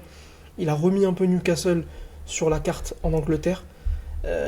Et puis jouer la Ligue des Champions, quand tu as un effectif qui est malgré tout pas taillé pour se battre sur plusieurs tableaux, bah tu le payes cash. Au final, ils se font humilier en Ligue des Champions, saison très décevante en Première Ligue. Donc je sais pas ce qui va se passer avec Eddie Howe, mais moi, à mon humble avis, je pense qu'il devrait tourner la page. Pour l'instant, on est sur une tangente où Eddie Howe va rester. Si, d'après les tweets de Newcastle FR, etc., ce qui sort partout, c'est que Eddie Howe restera. Après, voilà, on sait jamais dans le football, dans le mercato. Mais, donc, ouais, voilà, Mehdi, toi, pareil, c'était un petit mot sur Newcastle, sur le projet au final de Newcastle. Bah, je suis d'accord avec Ado. Ils ont dépassé beaucoup, mais en fait, c'est surtout beaucoup de damage control, en fait, hein, où ils ont essayé de minimiser les dégâts que leurs choix ont fait. Et c'est, je pense, dommage parce que te faire recaler par un joueur, c'est pas grave, mais si t'as pas de plan B ou de plan C, c'est là où ça devient compliqué. D'avoir fait traîner la saga Isaac aussi longtemps, franchement, ils ont peut-être gratté leurs 20 millions à la fin, mais au prix de quoi? Ben, d'une préparation catastrophique. Donc, je pense que c'est un club qui ne s'est pas encore comporté comme un bon club, euh, qui, euh, qui essaye de passer un step, mais qui ne sait pas vraiment comment faire. Et c'est le problème. Moi, j'ai pas de problème avec Eddie Howe. J'aime beaucoup ce coach. Je pense pas que le problème vienne de lui. Je pense juste qu'il faut reconstruire en fait à Newcastle. Parce que en fait, ils sont arrivés en disant nous, on va pas envoyer des giga billets sur des joueurs pour rien. Et en fait, ils l'ont fait 2-3 ans après, quand ils se sont rendus compte que pour passer un step, eh ben, il fallait au bout d'un moment payer, tu vois. Mais je pense que soit ils mettent beaucoup dans les infrastructures, le scouting, etc. Dans ce cas-là, ils verront les effets que dans plusieurs années. Mais je pense que Soit c'est la solution, hein, honnêtement. bah, c'est soit ça, soit ils commencent à poser des 500, Mais 600 millions même ça, d'euros. je suis pas sûr que ça fonctionne de poser encore des sacoches. Parce qu'aujourd'hui, c'est quoi l'argument pour rejoindre un club comme Newcastle en première ligue? Bah, que tu vas poser Pour un beaucoup grand d'argent. joueur, Bah, disons. si tu as dépensé 300 millions, tu vas avoir un joueur, tu lui dis bah, j'ai dépensé 300 millions sur un tel, on est ambitieux, on veut recruter 30 joueurs. Ça pourrait marcher, tu vois. Oui, Mais ils l'ont fait quelquefois Newcastle de dépenser de l'argent sur des gros joueurs. Le problème, c'est que ça bosse mal, hein. Quand ils vont là cet été, toutes les pistes qu'ils avaient, c'était les pistes soit de Manchester United, soit c'était les pistes de Arsenal. Enfin, ils ont voulu toute la terre cet été, mais ils se sont fait doubler par toute la terre. C'est ce que je dis finalement. Pires, après, les pistes de Manchester United et les pistes d'Arsenal, c'est parce que c'était les bonnes aussi. Enfin, C'était un peu les pistes de tout le monde. mais tu dois. À ce moment, enfin, on sait que voilà, Newcastle c'est un club qui est riche, mais c'est un club qui n'a pas encore la stature d'un Manchester United ou d'un Arsenal. Bah c'est ça que c'est là où je veux en venir. C'est là où je veux en venir aujourd'hui. Ils doivent bien bosser pour aller chercher ces deuxièmes chapeaux. Parce que Manchester United et Arsenal, ils vont aller chercher ces premiers chapeaux de joueurs. Alors Manchester United peut-être un peu en dessous d'Arsenal, mais quand même, pour un Ouais, joueur encore, hein. mais comme Et Sesko, encore. ouais, c'est ça, hein, mais comme Sesko, tu lui dis Manchester United, voilà, enfin tous les joueurs, quoi, tu leur dis Manchester United, ça directement ça flash dans leur tête. Mais par exemple, un Joao Pedro, il aurait pu signer à Newcastle cet été à la place, peut-être qu'il aurait pu Je faire sais pas. Chelsea. En fait, je pense intimement au fond de moi, c'est peut-être une très mauvaise lecture que j'ai, hein. Tottenham, quand Tottenham était un peu mieux avec Pochettino, ça avait déjà démarré avec Villas-Boas, etc. Ils ont réussi à ramener des bons joueurs. Mais parce qu'ils n'ont pas été chercher des stars, en fait. Ils ont été chercher des bons joueurs qui coûtaient cher dans leur championnat, mais des joueurs où ça travaillait bien, quoi. En fait, je me trompe peut-être sur la lecture que je fais de Newcastle, mais moi je suis intimement lié comment dire, salaire équivalent, etc. Projet à peu près similaire, etc. Un joueur privilégiera toujours un club du top 6 historique que Newcastle. Tu parles de Joao Pedro. Moi, si je pense sincèrement que si Joao Pedro a la possibilité d'aller à Newcastle ou à Chelsea, il ira toujours à Chelsea. Oui, mais Newcastle a la possibilité de payer plus les joueurs. Ils ont plus d'argent que tous les clubs en Angleterre. À un moment donné, ça se joue pas non plus sur des millions et des millions, tu vois. Dans ces sphères-là, ça se joue vraiment à, je vais pas dire à des détails parce que ça reste quand même des chiffres énormes, mais Newcastle va pas proposer ce qu'un club du Qatar ou de l'Arabie Saoudite va proposer vraiment pour faire pencher la balance en leur faveur. Ça se joue vraiment peut-être à 2, 3, 4 millions sur la saison, ce qui est déjà énorme, hein, on est d'accord. Mais après, t'as le prestige derrière. T'as le prestige. Tu vois, sur ton CV, parce que ça aussi ça compte. Parce que les joueurs aussi peuvent voir sur du long terme. Sur ton CV, tu vois Chelsea ou Newcastle, aux yeux des autres clubs, etc., ça n'a pas le même impact, tu vois. Donc Newcastle, malheureusement, comme Mehdi l'a très bien dit, c'est un club qui aspire à passer ce step pour rejoindre la cour des grands. Mais, bah, tu vois, tu te rends compte que l'argent, ça fait pas tout, en fait. L'argent, ça fait pas tout. Et ils ont besoin peut-être de repartir sur une base de joueurs un peu, je vais pas dire locaux, je vais pas rentrer dans la caricature non plus, mais faire du scouting, essayer de faire d'émerger des vrais talents, comme ils savent le faire. Ils savent le faire, ils ont fait du Lewis Hall, ils ont fait du Elliot Anderson qui vient de là-bas aussi, qui savent pas après conserver ces joueurs-là, mais ils savent le faire. Et je pense ils devraient pas essayer de calquer des modèles qui leur ressemblent pas aujourd'hui, même s'ils ont les finances. Bah, peut-être qu'avec ces finances-là, investir sur d'autres moyens d'attirer des joueurs et surtout bah, la formation, etc. Parce qu'ils ont un magnifique stade, honnêtement, ils ont un des publics les plus intéressants d'Angleterre et les plus stylés d'Angleterre. Maintenant, le nord de l'Angleterre, ça fait pas rêver quoi, pour un joueur, je pense. Justement, quand on parle de nord de l'Angleterre et de rêve, on va partir sur les rivaux de Newcastle, hein, mon club. Voilà, j'ai le sourire, les gars, on s'est qualifié en Europa League, avec du coup, en étant juste promu. Je suis pas sûr que ça a beaucoup été fait en première ligue. Je crois que les Wolves avaient failli, mais il me semble qu'ils n'avaient pas réussi, hein. Les Wolves se qualifiaient dès leur première saison. Je crois que c'était la deuxième saison où ils se qualifient. La première, ça n'était pas loin, je crois. À vérifier, attention. Voilà, c'est assez fou ce que Sunderland a fait, les gars, hein, tout simplement, se qualifier. Donc on a gagné en battant Chelsea 2 buts à 1. est-ce que, tout simplement, je vais y aller après, mais est-ce que c'est la plus belle histoire de la saison Sunderland cette année? Bah oui, moi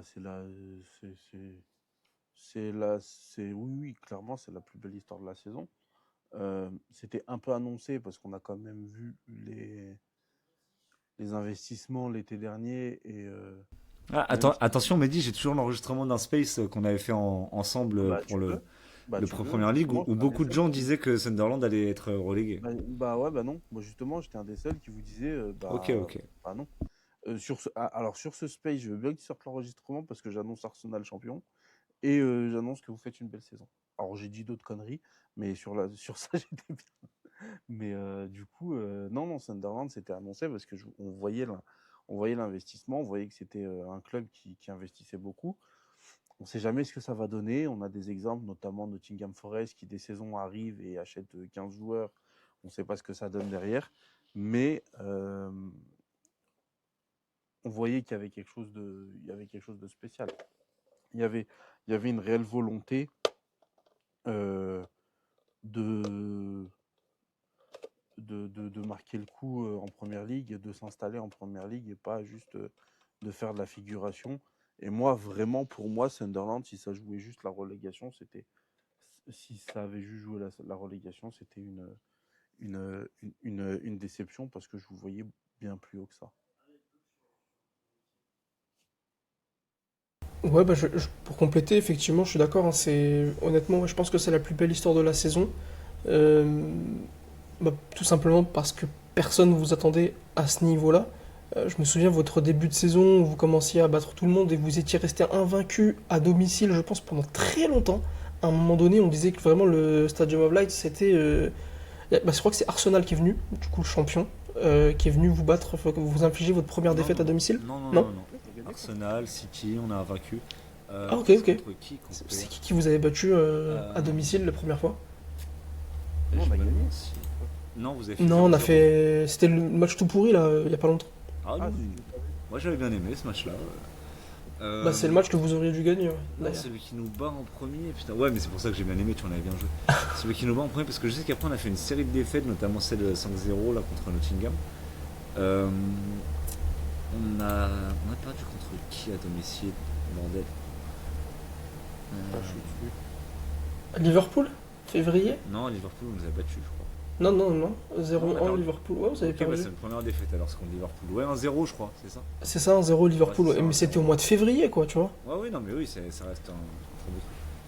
Ouais, donc, non, pour finir, Ah non, Arsenal, magnifique. vous êtes à 3-0. Ouais, Oui, c'est bien ce qui me là-bas, mais semblait. chez nous, on fait 2-2. Ah oui. Ah, ok, ok, ok. Bah ouais, bah ça doit être Liverpool en février alors. Et non, magnifique, magnifique. Je trouve pour le coup que les investissements qui ont été faits l'été dernier pour accompagner Régis Lebris dans cette épopée Première Ligue ont été très intéressants. Brian Brobé, Enzo Lefebvre, ce genre de joueurs que en soi ça paye pas de mine. Quand tu sais pas des noms ronflants ni quoi que ce soit, c'est du recrutement intelligent, c'est des scouts qui font du bon travail. Et Régis Lebris, bah, faut juste lui tirer le chapeau, parce que je sais qu'on avait fait une vidéo il y a quelques mois où tu émettais encore des réserves par rapport à sa capacité à emmener Sunderland dans le step au-dessus. Bah, il vous a emmené dans le step au-dessus, il vous a qualifié en Coupe d'Europe. La première saison après être monté de Championship. Donc non, non, c'est vraiment pris beaucoup de plaisir personnellement à suivre Sunderland cette saison, parce que malgré les résultats intéressants, je trouve que la productivité sur le terrain était vraiment, vraiment pas mal, avec des joueurs vraiment très attachants. Moi, en tant que d'origine marocaine, voir un mec comme Shamsendine Talbi s'éclater et tout, ça fait plaisir, tu vois.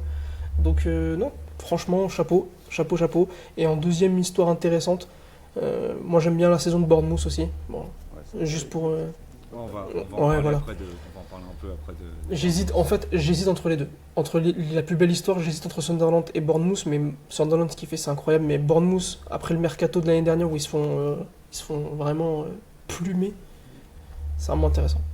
Bah, en fait, ouais, Bournemouth, évidemment, c'est une super saison, mais je pense que je répondrai aussi Sunderland à cette question-là, même en enlevant le côté chauviniste de supporter, parce qu'il y a aussi tout le côté équipe qui vient de monter, équipe qui a connu la troisième division, qui avait connu vraiment un gros trou.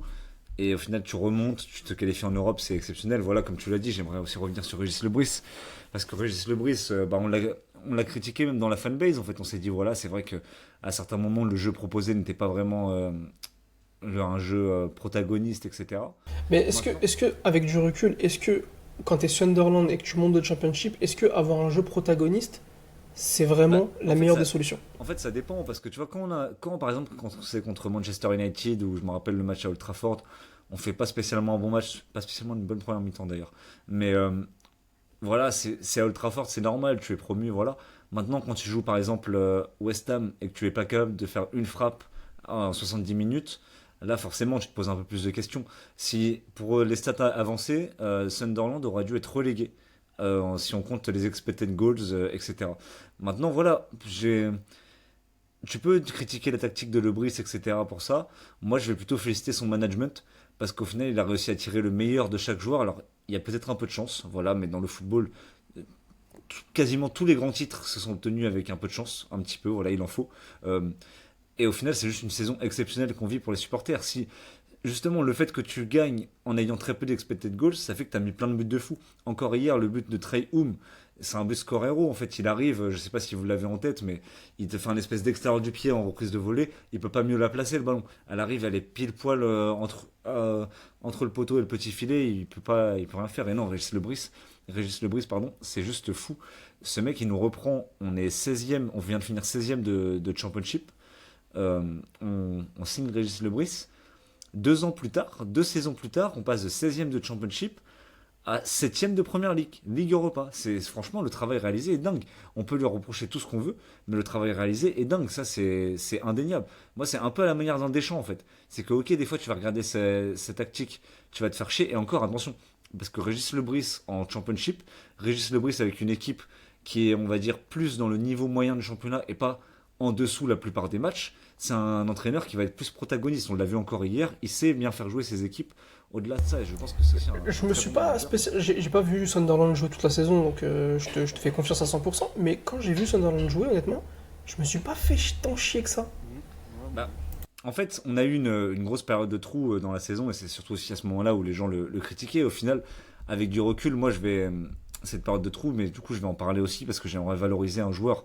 On l'a beaucoup valorisé, mais du coup, à force de peut-être trop valoriser, on va peut-être valoriser d'autres joueurs aussi qui sont aussi à valoriser. Et je vais aussi le faire aujourd'hui. J'en profite, c'est un peu mon moment. Granit Xhaka, évidemment, voilà, c'est un peu le tapin de parler de Granit Xhaka cette année, mais au bout d'un moment, il faut en parler. Voilà, le mec, il arrive. On a entendu beaucoup de choses sur Granit Xhaka qui était fini, etc. Au final, la période de trou de Sunderland, ça équivaut pas au moment où tous les joueurs sont à la canne, hein, parce qu'on a vu ça au début de saison où avec tous les Africains, vous allez voir pendant la canne, etc. Au final, je crois que pendant la canne, on perd 2 points, je crois, un truc comme ça. Putain, nous, on l'a payé la canne, hein. Ouais, voilà, Je me c'est ça, rappelle. vous l'avez bien plus payé que nous, par exemple, la canne. Nous, ce qui correspond vraiment, et du coup, c'est après la canne, alors c'est peut-être aussi du coup des joueurs qui sont pas bien revenus de la canne, ça c'est possible aussi, mais c'est aussi, surtout, à partir de la blessure de Granit Xhaka. Enfin, pour moi, je l'ai pas vu dans beaucoup d'équipes type de la première ligue cette saison. Par exemple, j'ai beaucoup plus vu Elliot Anderson. Je suis désolé, quand tu as une équipe qui finit, alors c'est 16e qui finissent Nottingham et l'autre qui finit 7e, t'as les milieux de terrain, on va dire que c'est le poumon de ton équipe. Granit Xhaka, à tous les matchs, il n'y a pas un match où il a été mauvais. Il y a pas une équipe contre qui il a joué où il n'a pas été bon, même encore contre Manchester United. Je pense que voilà, vous l'avez vu, c'est le métronome de l'équipe. Et il est toujours assez rapide, il a toujours son accélération, même si c'est pas voilà, une flèche, mais pour accélérer au moment où il faut. Il a toujours la bonne passe, toujours le bon geste, en fait, toujours le bon Mais geste. au-delà de ça, c'est surtout le leadership C'est qu'il a surtout le apporté dans cette leadership. équipe, parce que Et c'est une équipe très jeune, Sunderland. c'est une des équipes les plus jeunes. L'année dernière, c'était l'équipe la plus jeune de Championship. Malheureusement, cette saison, il y a Chelsea et leur projet crèche qui nous dépasse en termes de jeunesse. Mais voilà, Granit Xhaka, ce mec, il faut vraiment commencer à en parler.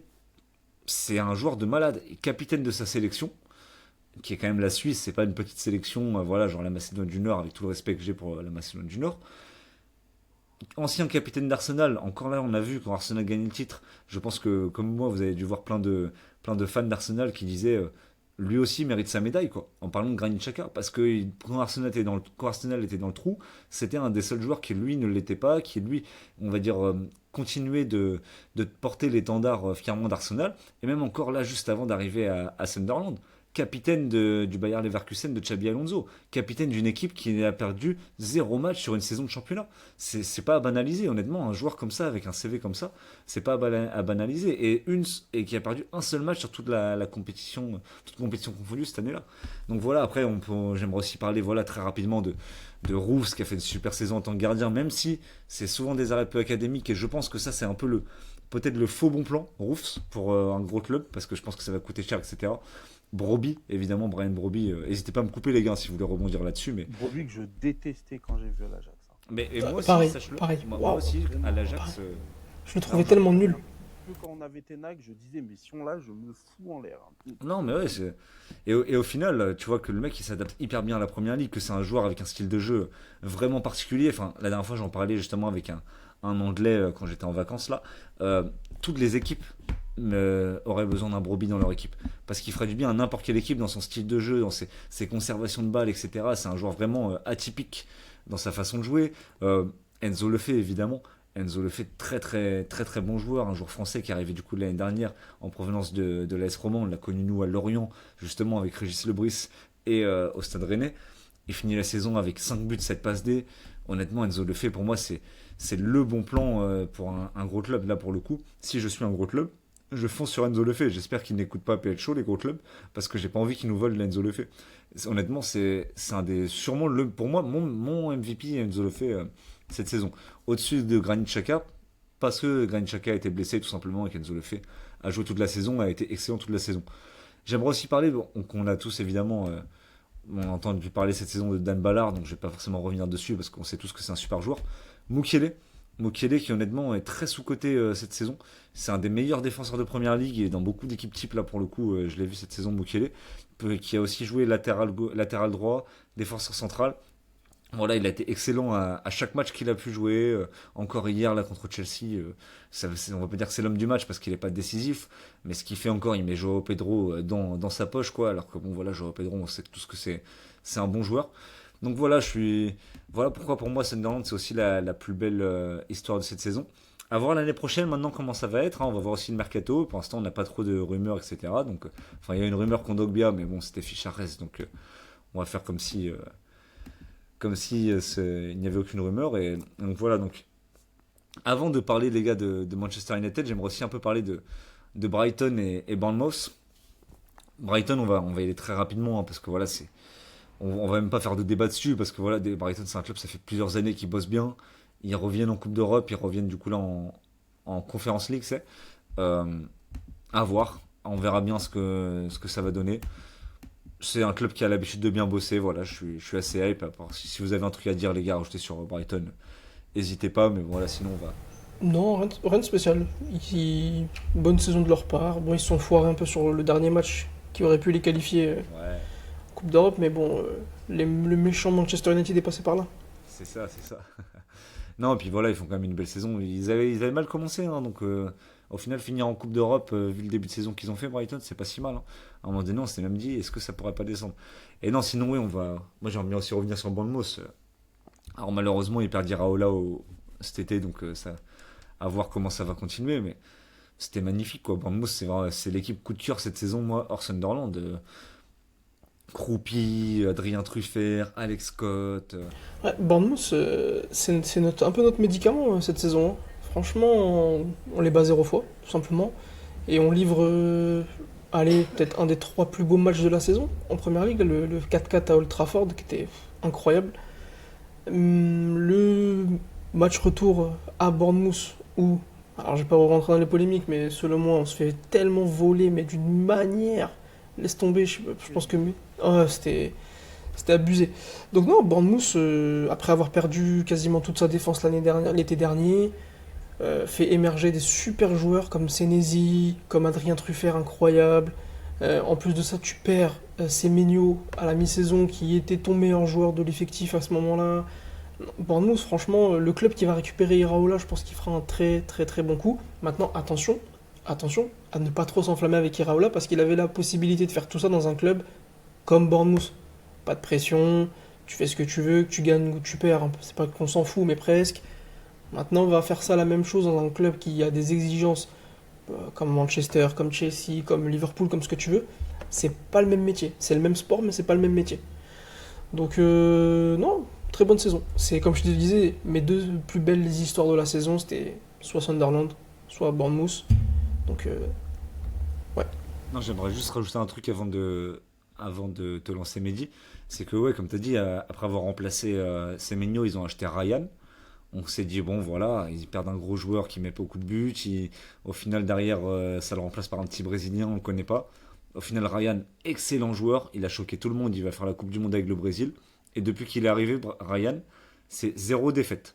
Bournemouth, là, ils sont sur 18 matchs sans défaite. C'est une stat de malade. C'est une stat de dingue. Donc, franchement, c'est assez fou. Et ouais, du coup, je te lance Mehdi sur Bournemouth. Désolé. Pas de souci. Moi, Bournemouth, c'est vraiment la plus belle histoire de la saison parce que, dans le sens où, comme je disais, Sunderland, c'était un peu annoncé au vu de... Après, il fallait le faire, il fallait le concrétiser. Hein. Je ne suis pas en train de minimiser ce qu'a fait Bournemouth, ce qu'a fait Non, non, Sunderland. mais je suis d'accord avec toi. Je suis d'accord avec toi. Quand tu regardes des mecs comme Croupi et tout, t'avais aucune assurance du très haut niveau. Ouais, puis quand tu vois qu'ils ont perdu leur défense, que Semenyo, on sentait que ça allait se barrer. Enfin, on savait déjà que ça passerait pas l'été, enfin l'hiver. Moi, j'étais très inquiet pour Bournemouth. Je pense que je les mettais pas loin de la zone de relégation même. Euh, Au final, ça se joue à pas grand-chose pour qu'ils pètent la Ligue des Champions à Liverpool. Donc, c'est vraiment la belle histoire de cette saison pour moi. Et c'est vraiment le club qui montre à quel point il sait bien travailler. Il y en a d'autres qui le font bien, mais vraiment, Bournemouth est un niveau au-dessus. Il faudra voir avec un autre coach aussi, clairement. Mais là, pour l'instant, vraiment, tous les voyants sont au vert et on va devoir leur faire un peu plus confiance à Bournemouth. Et ils ont refait récemment tout leur centre d'entraînement, etc. Tous les locaux là-bas. Je sais pas si vous avez vu, Canal Plus avait fait un reportage là-bas. C'est magnifique les investissements qu'ils ont fait là-bas. Donc, non, petit club du sud de l'Angleterre, petite station balnéaire comme ça. Bon, franchement, c'est incroyable, incroyable. Ouais, mais c'est comme ça qu'ils vont s'en sortir. De toute façon, au final, quand tu as aussi des équipes où les joueurs sous-performent, tu peux aussi voir du côté des infrastructures, de l'environnement du club, de ce genre de choses. Donc c'est bien qu'ils investissent aussi autrement que Leicester l'avait fait d'ailleurs, après leur titre. Après, le problème, c'est que Leicester, c'est la mort de leur actionnaire là, qui les a. Ouais, Vichai, je sais pas trop quoi. Ouais, c'est ça. Arnaud, c'était fou ça. Ouais. Qui a vraiment plongé le club parce que lui, c'était vraiment un amoureux du club. Ah ouais, ouais, ouais, il était tout le temps là. C'était un peu un Abramovich, toute proportion gardée, Ouais, mais il c'est était ça. tout le temps là, super Mais investi. avec le côté familial en plus Voilà, d'Abramovich, tu vois. exactement. Et du coup, quand ils l'ont perdu, bah, ça a vraiment été compliqué pour eux. Et là, Bournemouth, bah, moi, je trouve que c'est toujours cool quand tu as des clubs de première ligue qui ont des rentrées d'argent, qui ne pensent pas systématiquement à recruter des gros joueurs, mais plutôt à pérenniser l'avance qu'ils sont en train de prendre sur les autres, quoi. Et c'est une bonne chose. Donc voilà, j'espère pour eux qu'ils vont continuer comme ça. Et c'est avec Brentford, parce que Brentford, ça a souligné aussi, parce que bah, tu perds Wissa, tu perds Bemo, la saison d'avant, tu perds Tony, enfin, tu perds Franck aussi, leur coach. Tu perds, comment il s'appelle là, le Danois, je crois, qui est parti à Arsenal, Norgard? Norgard. Ouais. Ouais, aussi, tu vois, sur quelques années, ils se sont fait piller. Et c'est toujours une équipe chiante à jouer, une équipe qui joue dans la première partie de tableau. Enfin voilà, ça fait aussi partie des équipes en qui on peut avoir un minimum confiance. C'est-à-dire, quand tu regardes qui se sont fait piller, tu dis oui, bon, on va voir ce qu'ils vont nous sortir parce qu'on n'est pas à l'abri qu'ils sortent encore des joueurs intéressants. Ça, c'est des clubs, Brentford, Bournemouth, même Brighton, c'est vraiment des modèles de réussite sur du long terme. Parce que quand ils passent de Championship à Premier League, personne s'attend à ce qu'ils pérennisent leur place en Première Ligue comme ça. Et ils ont su travailler discrètement, intelligemment. Et aujourd'hui, c'est des clubs installés de Première Ligue. Genre Bournemouth, il y a 10 ans, enfin moi quand j'étais jeune, je connaissais même pas, tu vois. Pareil pour Brentford. Des clubs, je saurais même pas te dire à partir de quand ils ont commencé à arriver en première ligue et à y rester. Moi non plus. Brentford, c'était là quand ils sont montés il y a pas longtemps, non? C'était pas la saison où ils nous tapent 4-0 là avec Cristiano Ronaldo? Si, c'est ça. C'est ça? Non, je crois que ça, c'est leur deuxième saison, je crois. Parce que C'est pas la première saison où ils montent, ils Ten Hag, tapent là, le Arsenal. premier but sous Ten Hag, là. Non, je crois que ça, c'est leur deuxième saison, ça. Parce que je crois que la saison où ils montent, ils tapent Arsenal 2-0 leur premier match.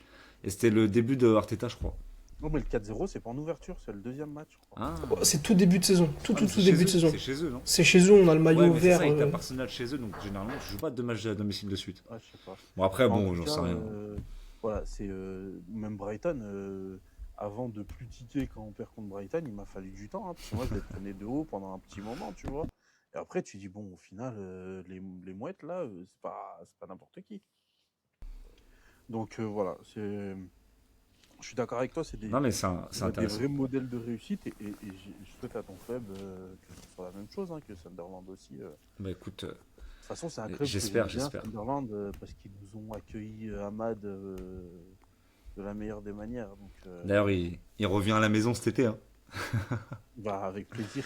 Ah bah, avec plaisir aussi, écoute, voilà, on signe où parce que. Vraiment, vous avez un petit 40-50 millions à mettre dessus. Hein? Allez-y. Ah, c'est un peu cher quand même, mais on s'arrangera, t'inquiète. Non, voilà, bon, on va rester sur. Enfin, on va garder ce sujet-là pour la toute fin d'émission, les gars, parce que j'ai une question du coup à vous poser un peu pour, on va dire, le bilan. J'aimerais parler justement d'un dernier club. Voilà, comme vous avez vu, les mecs, là, je parle aux auditeurs, on a voilà, évité quelques clubs, genre Aston Villa, Arsenal, City, évidemment, on en a parlé toute la saison. On va continuer d'en reparler d'ailleurs, il y a une vidéo là qui arrive vendredi ou samedi, je sais pas encore quand je vais la sortir, sur Arsenal pour la finale de Ligue des Champions. Donc voilà, Palace, pareil, on va débriefer la finale de Conference League, ne vous en faites pas. Là, les gars, vous allez avoir à dire, quoi. Moi, je vais me taire, parce qu'on va parler de Manchester United, des Red Devils. Voilà, le club, un des clubs les plus mythiques d'Angleterre, qui était un petit peu dans le trou ces dernières saisons, hein, 16e la saison dernière, on le rappelle. Le 1D, hein. C'est le club mythique Il faut rester, voilà, ça peut porter à débat. Moi, c'est vrai que, en plus, vu ma génération et tout, moi, j'ai vraiment grandi en voyant Rooney, tous ces joueurs-là jouer. Pour moi, c'est vraiment le club le plus mythique. Mais si c'est quelqu'un qui me dit Liverpool, Arsenal, ça va pas me choquer non plus. Voilà.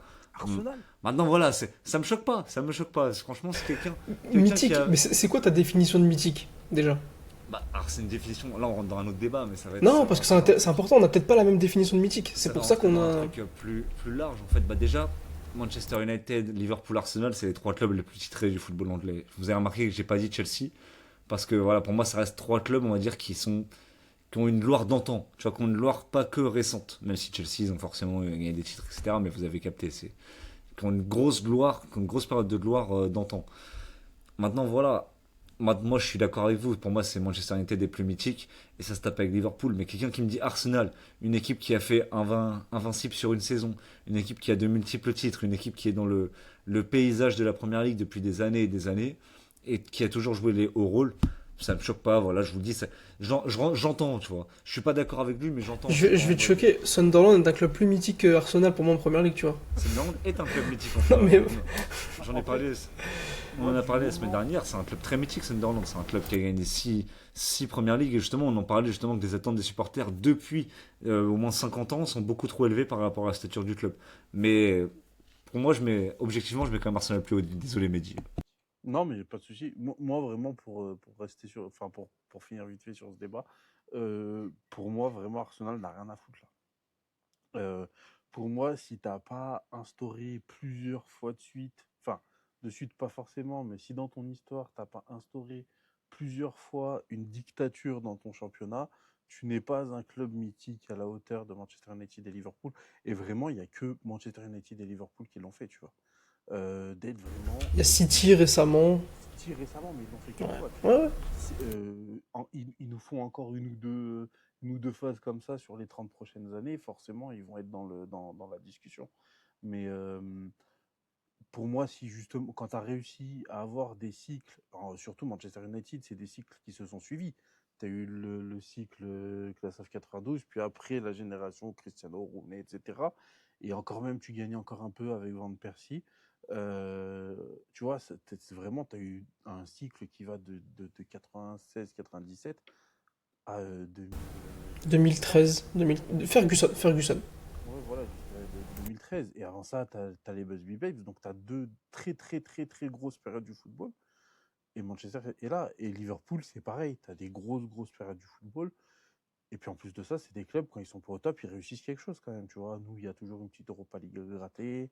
Alors, dans notre histoire, il y a eu des petits championnats à gratter à des moments, une FA Cup, etc. Arsenal, quand ils sont au fond, quoi. Enfin, vraiment, il n'y a rien. Alors, je te dis pas, hein, Arsenal, si là, ils font un cycle et que pendant C'est 4-5 quand ans, même ils le gagnent club qui a tout. le plus gagné de FA Cup, quand même. C'est pas Ouais, rien. mais Ça reste. alors, Alors, je sais, Mehdi, toi, que tu m'avais déjà dit que les coupes, t'en avais rien à voilà, c'est ce foutre. que j'allais dire. Moi, Moi, j'espère que Manchester perd quand on joue la FA ouais, Cup. mais moi, je suis pas d'accord. Moi, je suis pas d'accord avec toi là-dessus. Pour moi, Tu la sais FA que Cup, ça la FA reste. Cup, c'est le premier trophée en Angleterre. C'est Moi, le je premier. m'en fiche personnel, je m'en Ouais, ouais. Oui, mais ça Je après, veux c'est juste ton qu'on avis, ait mais le tu peux pas championnat et le. banaliser le fait. Et surtout, c'est la plus vieille compétition du football, tout simplement. Ah ben, C'est. le Manchester d'Eric Ten Hag l'a gagné, donc c'est que c'est pas fou. En fait, c'est C'est à vrai, nos yeux de ouais, ouais, supporters. Non mais ouais, ouais. ah, je vois ce qu'il veut dire parce que à nos yeux de supporters de Manchester United, on a mangé du caviar pendant des années, des années, des années. Une FA Cup, franchement, ça nous en touche une sans faire bouger l'autre, quoi, tu vois. Arsenal, une FA Cup, oui, ça compte pour eux parce qu'ils avaient que ça à manger pendant plus de 20 ans. Donc en vrai, Non, mais après, moi, pour après, moi, finir ce c'est mon avis, débat, mais moi, ouais, je mets beaucoup mythique. de valeur sur les coupes nationales, personnellement. Et moi, si on gagne 3 fois la FA Cup dans les 3 prochaines années, je vais pas dire Manchester United est de retour, tu vois. Ouais, je comprends, je suis d'accord. Je suis d'accord. Et Donc bah, voilà. justement, en parlant de Manchester United et de retour, on va avancer, les gars. Manchester United a fini troisième cette saison. Voilà. On peut dire il y a eu deux saisons en une, hein, avec au début Amorim où c'était très très compliqué. Manchester United était même pendant longtemps derrière Sunderland. Et au final, après, il y a eu Michael Carrick. Ça s'est beaucoup mieux passé avec voilà, des joueurs qui ont su montrer aussi leurs pattes, comme des Mbemo, comme des Mateus Cunha, même Benjamin Sesko à la fin de la saison. Évidemment, la saison exceptionnelle de Bruno Fernandes avec ses 21 passes décisives. Attention quand même, à la 21e, je ne sais pas si vous avez vu la vidéo passer, Oh, tu sais, la balle qui fait un Non, peu ça, ça comme a été ça. confirmé par les Ok, instances. ok, ça va. Aujourd'hui, ils ont communiqué. Ah, j'ai vu ça hier soir, je me suis fait, oh non, quoi, ils vont pas les retirer quand même, les enfoirés. et tu vois, quand je te disais, Manchester United, on fait une saison pas ouf, on est troisième au final. Donc, hein, Mais pour moi, et t'as justement, quand même Je un sais ce que joueur, tu vas dire. Je sais ce que tu vas et dire. t'as quand même un joueur qui écrit l'histoire du championnat. Enfin, tu vois ce que je veux dire? C'est ça, ah, mais dans tous les cas, Mehdi, moi je te dis, l'intérêt. je suis d'accord avec toi là-dessus. Pour moi, c'est Manchester United, Liverpool. Je disais juste que s'il y a quelqu'un qui arrive dans le débat et qui me dit Arsenal, je vais pas lui jeter des tomates. Tu vois, si quelqu'un arrive dans le débat et me dit Chelsea, je vais lui jeter des tomates. Un mec qui me dit Ouais, Arsenal, je vais lui dire vas-y, assis-toi, on va parler. Je suis pas d'accord avec toi, mais on va parler. Tu vois. Du coup, voilà, ouais. les gars, j'aimerais comment dire, vous poser plusieurs questions. En fait, hein, c'est plus vous qui allez parler parce que vous connaissez le club comme votre poche. Hein, vous êtes deux très bons connaisseurs de Manchester United. Est-ce que cette saison, les mecs, vous prenez la parole, allez-y, hein, vous inquiétez pas. Est-ce que cette saison vous rassure? Non.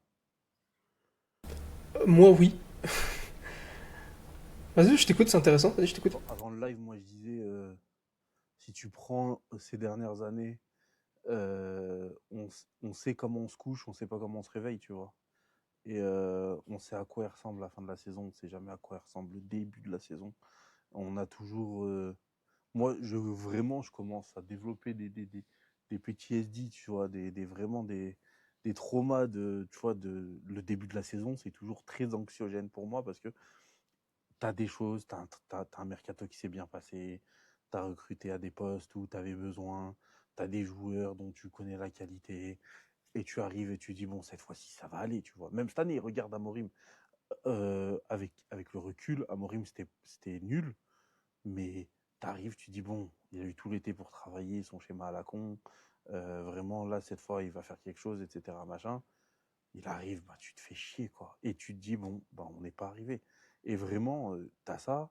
La saison d'avant, c'était Nike, où il te fait une saison très, très, très intéressante. Tu te dis, bon, là, il y a ça. Plus encore, après, il fait son recrutement. Bon, c'est un recrutement à la merde, mais au final, c'était son recrutement à lui. Donc, tu te dis, bon, finalement, il a eu des joueurs qu'il voulait. Euh, Tu dis, ça va bien se passer. Là, on essaie de passer un cap. On essaie de passer de troisième à, on titille le top 2. Et, au pire, on va être quatrième, voire cinquième, mais c'est tout, tu vois. Et au final, bah, tu te cognes une saison encore merdique. Je me rappelle encore, c'est quoi? C'est le premier match, il me semble que c'était Wolverhampton ou Fulham, je sais plus c'est lequel des deux. Et nous, L'année dernière, c'était Fulham. On gagne 1-0, mais c'était 1-0 sur la but de Varane, là. vraiment. Ah, tu parles d'il y a encore plus avant. Oui, Ok, oui, ok. la saison, Ok, sa première saison nulle, pas celle où il se fait virer, mais la saison ok, ok. entière où il est pas présent. La première, c'est sur la tête de Varane. Et oui, et la deuxième saison, on lui fait confiance, on se dit, bon, là, ça va peut-être aller, etc. Et encore une fois, c'est pas fou, tu vois. Donc, Manchester United, et c'est ce que je disais là, parce que pour le live du match contre Brighton, et je disais au chat, je leur disais, les gars, profitez. On a notre Manchester, on le connaît. On ne sait pas comment on va le retrouver. Profitez. Au final, ça s'est très bien passé dans le match. Donc, ça me donne raison. Et j'espère que ça me donnera raison que jusque-là et qu'après, Manchester va revenir avec du mieux. Mais je suis pas rassuré dans le sens où on me l'a trop fait. Après, moi, je suis pas un pessimiste, hein. Je vais arriver début de saison, je vais être à bloc, on va tout niquer, on va être champion, etc. Il n'y a pas de souci, tu vois. Mais là, pour l'instant, à tête reposée, je sais très bien qu'on a vraiment zéro garantie. Et Manchester, et il y a la Première Ligue aussi, tu vois. La Première Ligue, on parle de Crystal Palace, ils ont fait une saison de merde. Tu regardes toutes les émissions Première Ligue en novembre, tout le monde te dit c'est la bonne surprise du début de saison, ils sont dans le top 4. Glasner, il le faut absolument à Manchester United pour remplacer Amorim, etc. Enfin, tu vois. En fait, le problème de Palace, c'est qu'ils ont vraiment arrêté de jouer au moment où Glasner a dit qu'il allait partir en fin de saison, quoi. Oui, oui, Ils se puis, sont mis en mission Conference League et. oui, oui, non, mais il n'y a pas que eux. Il n'y a pas que eux. Il y a Sunderland, à un moment, top 4, c'est redescendu. Après, ça s'est stabilisé. Mais tu vois, la Première Ligue, c'est trop irrégulier. Et je pense que l'année prochaine, ça va être pareil. Donc, moi, je suis pas rassuré là-dessus. Par contre, j'ai un poids en moins sur la poitrine, tu vois. Parce que vraiment, faire 3 saisons à la merde comme on a fait, il fallait vraiment qu'on revienne une grosse équipe de Première Ligue et qu'on arrête d'être pris pour des. Enfin voilà, nous l'année dernière, on a fait une vidéo avec un mec de Liverpool, il nous disait oh, moi je vous cache pas, je vous ai pas regardé, je vais pas m'amuser à regarder le 15e de Première Ligue. Ah, respecte-nous, frérot, tu vois. Enfin, tu vois ce que je veux dire? Il nous avait proposé Mustapha Mohamed de Nantes là comme attaquant. Vraiment pour les gens, on était tombé au niveau d'un vrai 14 ou 15e de Première Ligue, tu vois. Et là, de réaffirmer notre standing et de dire à Manchester United, qui est toujours en crise, parce qu'un Manchester United qui sera plus en crise, un Manchester United qui va jouer le titre, un Manchester United en crise, ça peut finir troisième, ça peut taper un record de passes décisives, ça peut faire chier beaucoup de grosses équipes sur la saison, voire enfin toutes les grosses équipes sur la saison. Voilà, ça fait vraiment plaisir par contre, tu vois. Ouais, bah écoute, moi je suis plutôt rassuré. Déjà pour premièrement, euh, on finit beaucoup plus haut au classement que ce que on pensait tous en début de saison. Le top 3, si un supporter de Manchester United qui te dit là aujourd'hui que l'été dernier, il savait qu'on allait finir sur le podium, je te le dis tout de suite, c'est un menteur. Maintenant, comment on finit la saison, ça me rassure énormément. La dynamique est plus que positive. Déjà, rien que contre Brighton, match où on n'a plus rien à jouer si ce n'est aller chercher le record de passes décisives pour Bruno. On fait le taf, mais on fait très bien le taf contre une équipe qui a, elle, justement, des objectifs à aller chercher. Carrick, je ne sais pas si vous avez vu après le match la conférence de presse où on lui a posé la question pourquoi t'as pas fait jouer des jeunes, pourquoi t'as pas lancé plus de jeunes dans ta compo Les titulaire. fausses, hein. Les fausses, Ah, les fausses. Ah, ok, bien vu, bien vu, bien vu. Bah, je pensais qu'il avait dit que. Ok, ok. un tips, euh, inscris-toi sur Twitter là, Ouais. inscris-toi pour évaluer les notes de la communauté. Comme ça, tu Ah, vois oui. avant Ok. et tu sais les gens ce qu'ils ont écrit. Et en fait, il y a des gens qui ont mis des notes, mais en fait, tant qu'elles sont pas validées, tu les vois pas. Mais moi, Mhm. je les vois parce que je me suis inscrit pour pouvoir les évaluer, machin, pour pouvoir les avoir en premier. Et en fait, il y a plein de mecs qui ont expliqué que ça, c'était un compte parodique. Ah, ok. Bah, écoute. Ok, ok. Ouais, tout ce qui sort et tout, faut vraiment te filtrer. Mais en tout cas, le message. J'ai partagé par contre, ah, Carrick, trop bien. Mentalité United. Bah, en tout cas, quand tu regardes sa composition, c'est ce qui s'en dégage, tu vois. Et là où ça me rassure, Je n'en pense pas moins, par contre. voilà, je Je pense. pense qu'il y pense. Je pense, ouais, bah, il a connu la grandeur de Manchester United, donc il a cette mentalité, je pense. Et moi, ce qui me rassure encore plus, c'est qu'aujourd'hui, on a un coach avec tout un vestiaire derrière lui, et surtout, de l'extérieur, parce qu'on ne vit pas avec eux, de l'extérieur, tu sens vraiment que le groupe est sain. Le groupe est vraiment, vraiment sain. Il se passe vraiment, il se dégage vraiment quelque chose d'intéressant.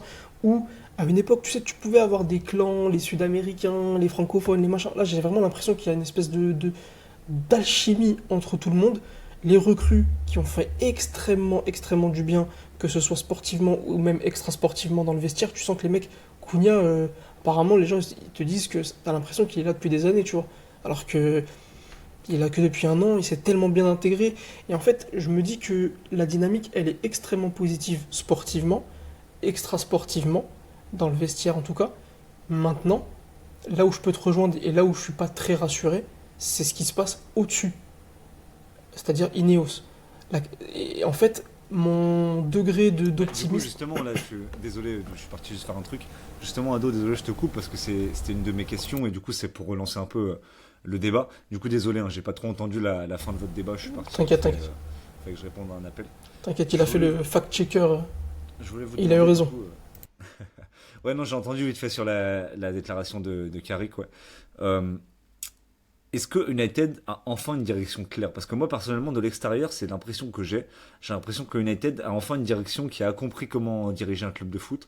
Et qui, voilà, donc c'est ma question et je vous relaisse aller redébattre. Bah, déjà, on part de tellement loin avec l'ancienne direction, avec un mec comme Woodward qui pour le coup lui ne connaissait absolument rien au foot, c'est un mec qui vient de la finance, c'est un banquier. Par contre pour aller te faire des contrats de sponsoring machin quand le club est au fond du trou, c'était le numéro un, il n'y a pas de doute. Le club en termes de finance tapait tout le temps des records malgré les résultats catastrophiques sportivement.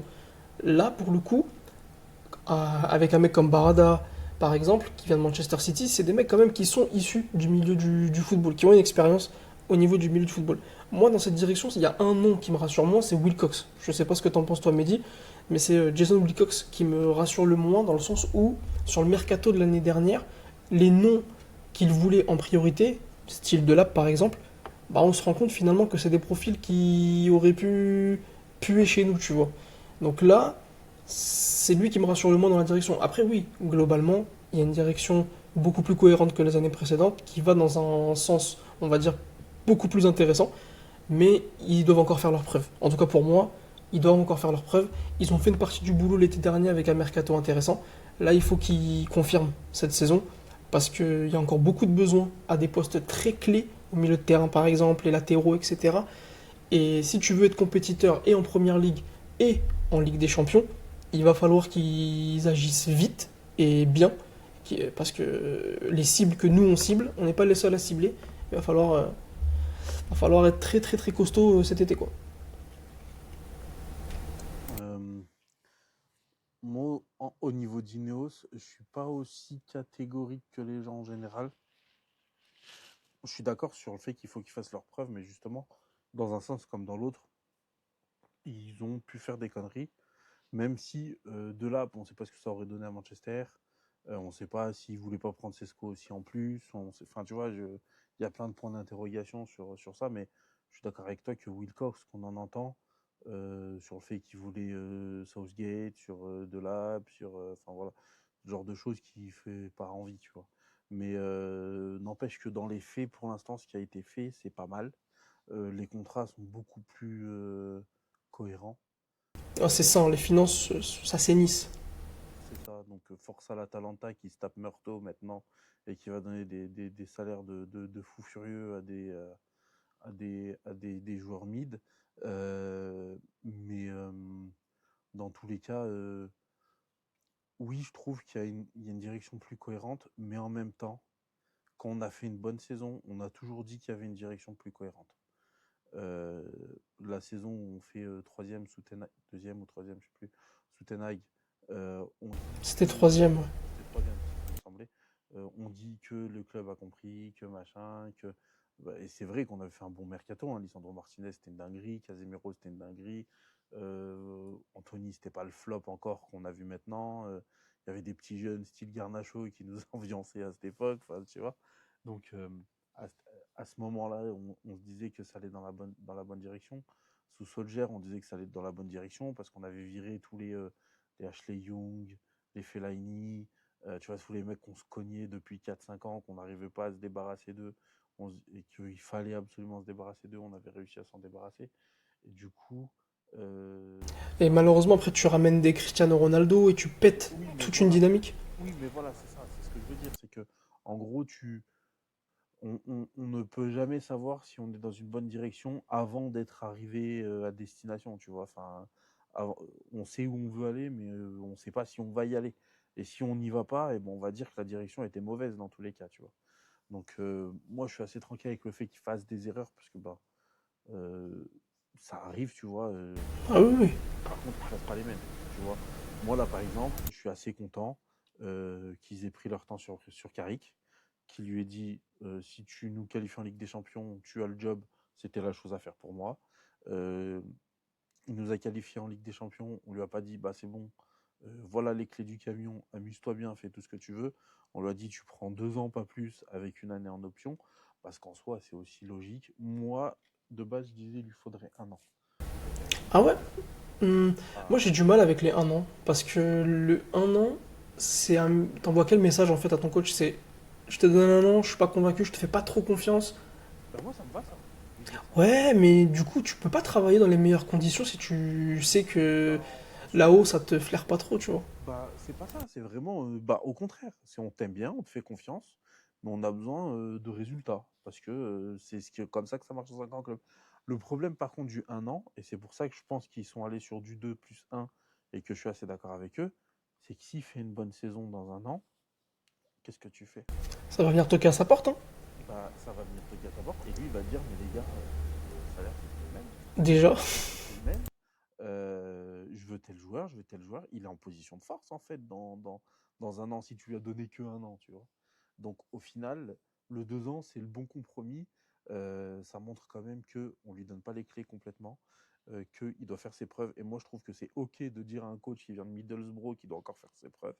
Tu vois, enfin, si tu dis ça à Ancelotti ou à Guardiola, tu passes pour un con.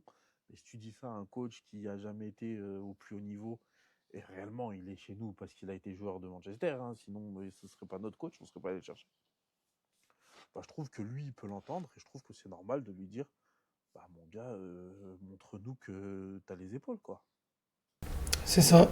c'est le genre de choses où je trouve que du coup, on fait pas les mêmes erreurs, tu vois. Là où avec Ten Hag, on s'est dit stabilité à tout prix, on va même le reprolonger alors qu'il vient de faire une saison de merde. Avec Amorim, on va lui donner les clés complètement. Il va faire la tactique, il va faire le recrutement. On va lui donner, je sais pas, Ah, je sais pas malheureusement. combien de Enfin, millions d'euros. justement, Amorim, c'est ce qu'il a reproché à la direction et c'est ce qui a coûté sa tête aussi, où il pète un câble en conférence de presse après Leeds, je crois, où on fait un partout. Ouais. Et justement, c'était lui, il voulait plus de pouvoir, comme a eu un Eric Ten Hag, et on paye encore aujourd'hui. Et je pense qu'il voulait se retirer. Ah, tu t'es dans cette théorie-là où en mode il fait la tout fait pour se barrer? Bah, moi, je pense qu'il voulait. Ok. Moi, vraiment, j'ai vu la conférence, Ouais, il a pété un câble je ce peux jour-là. reconnaître un coach qui veut choper son chèque quand j'en vois un. Bah, Vraiment, tu vois, moi, dans la con avec les gars de la télé. moi, quand je regarde la conf, je me dis vraiment, je sens un mec qui se sent niqué en fait. Il se sent Ouais. niqué parce qu'il a eu beaucoup de promesses et c'est une des premières choses qu'il dit, c'est qu'on m'a promis pour le mercato d'hiver pour combler les départs à la CAN. Parce que avant la CAN, les résultats étaient pas si mauvais que ça. On était sixième, je crois. Ça se passait plutôt bien, tu vois. Ouais, mais c'est un sixième première ligue où tout le monde perd des points. Ouais, bien sûr. C'est pas la. Mais en fait, Tu quand perds des matchs tu. de con, tu fais des matchs nuls contre des équipes de con. Enfin, Bah moi, ça justement, n'importe quoi. justement, les matchs nuls de cons, ils arrivent pile poil au moment où il y a les départs à la CAN. Ça commence. Il y a eu Leeds, il y a eu Nottingham Forest, ce genre de trucs là. Non, Et même avant. Le match contre Brentford, le match aller, c'était une honte sans nom. oui, c'est au tout début de saison. Oui, oui, oui. C'était au tout début de saison. Oui. Ce que je veux dire, c'est que le début de saison catastrophique, les Grimsby, tout ça. Après, il y a eu une petite remontée, pas flamboyante ni quoi que ce soit. Ça, je suis d'accord avec toi. Mais moi, là, quand j'entends son discours, c'est vous m'avez promis des renforts au mercato d'hiver, notamment en milieu de terrain. Vous me l'avez pas donné. Je vais aller vous faire, tu vois. Et après, là, peut-être, effectivement, il y a eu en mode il fait tout faire pour se faire virer parce qu'ils Mais je sont. pense que oui, vos positions se rejoignent en fait, hein. Je pense que Exactement, il est au exactement. bout, donc il envoie tout balader et il sait Ouais, qu'il va ouais, tout ouais, faire pour, tu vois. exactement. Donc, là, pour le coup, c'est vrai, c'était criminel de l'envoyer sur cette saison sans numéro 6.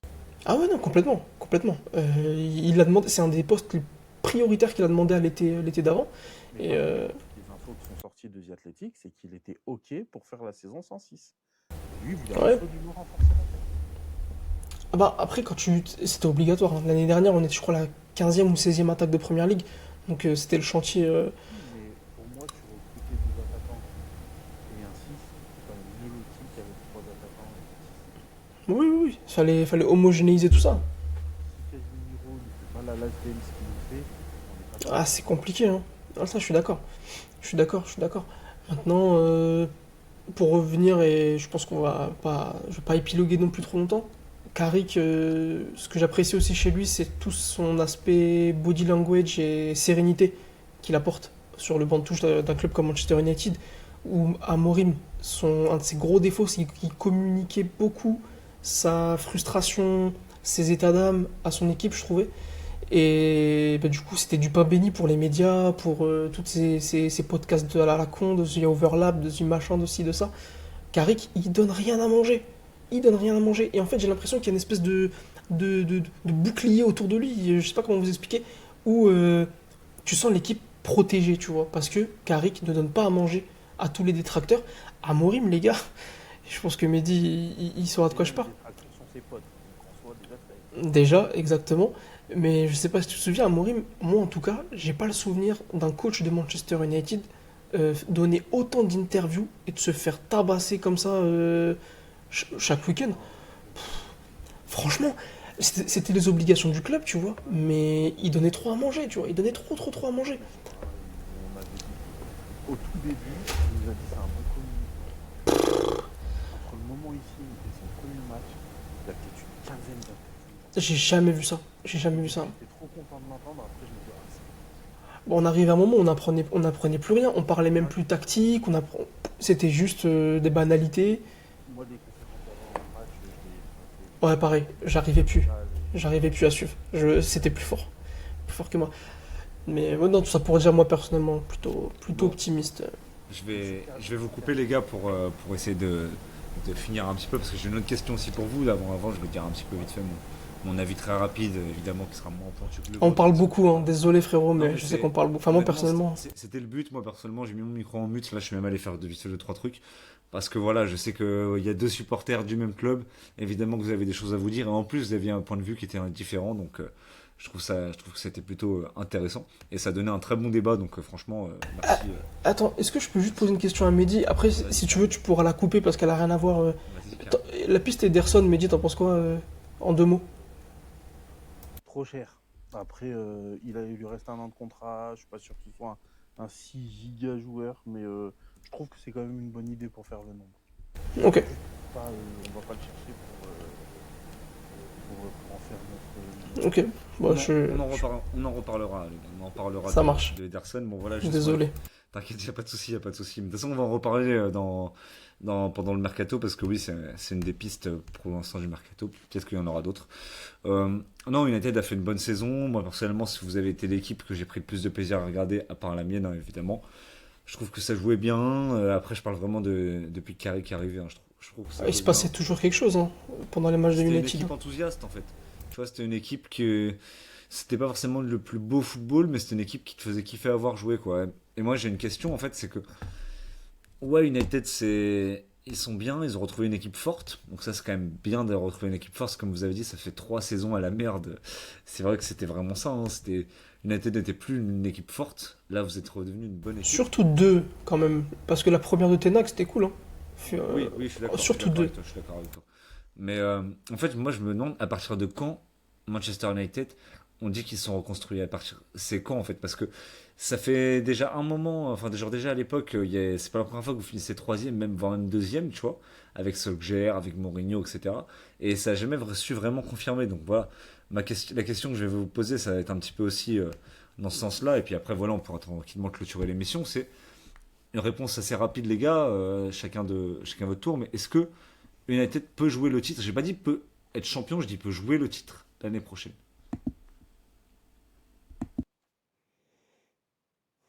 Oui, moi je pense que oui. Après, Il faut un gros concours de circonstances, mais oui, c'est pas du tout impossible.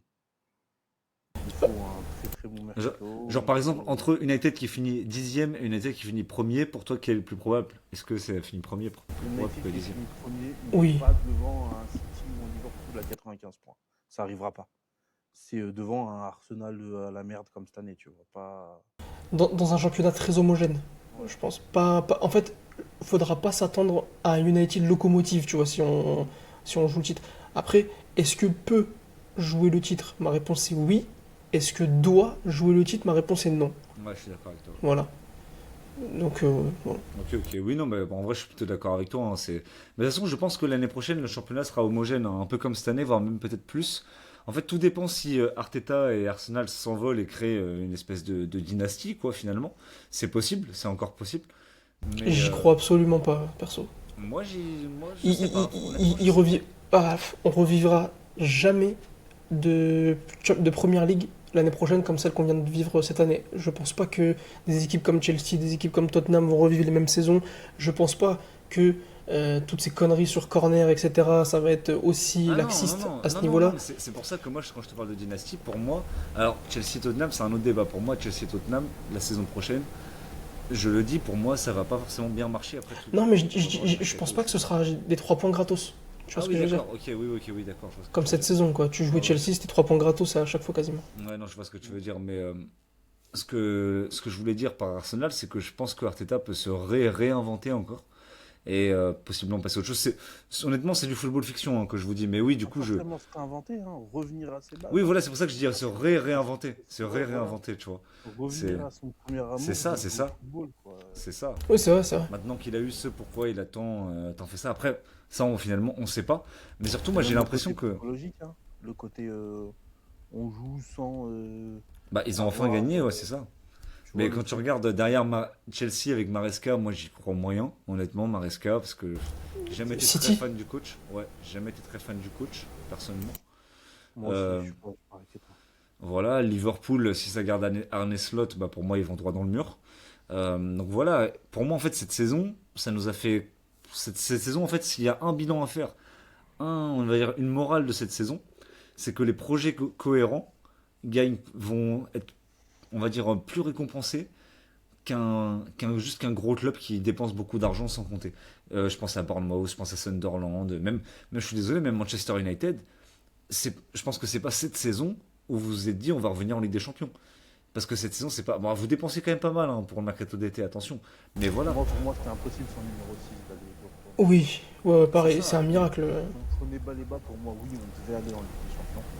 Mais sans 6 pour moi, C'est c'était c'est impossible. ça, mais pour le coup, on a vu que c'était une des premières fois qu'United faisait un mercato un peu cohérent. Alors, vous avez dit, il n'y a pas eu de 6 mais bon, Casemiro a fait une grosse saison, donc ça, on va Il y a dire, eu on va la compenser. renaissance de Mainu aussi qui a La aidé cette renaissance de saison. Maïlou, ouais, c'est ça, mais c'est pas vraiment un 6 c'est quand même un milieu de terrain Ouais, il joue dans le qui double peut jouer pivot en 6 qui soi. peut Et jouer cette 6 ouais, saison, c'est ça. cette saison, il a joué plus reculé qu'un Casemiro, tu vois.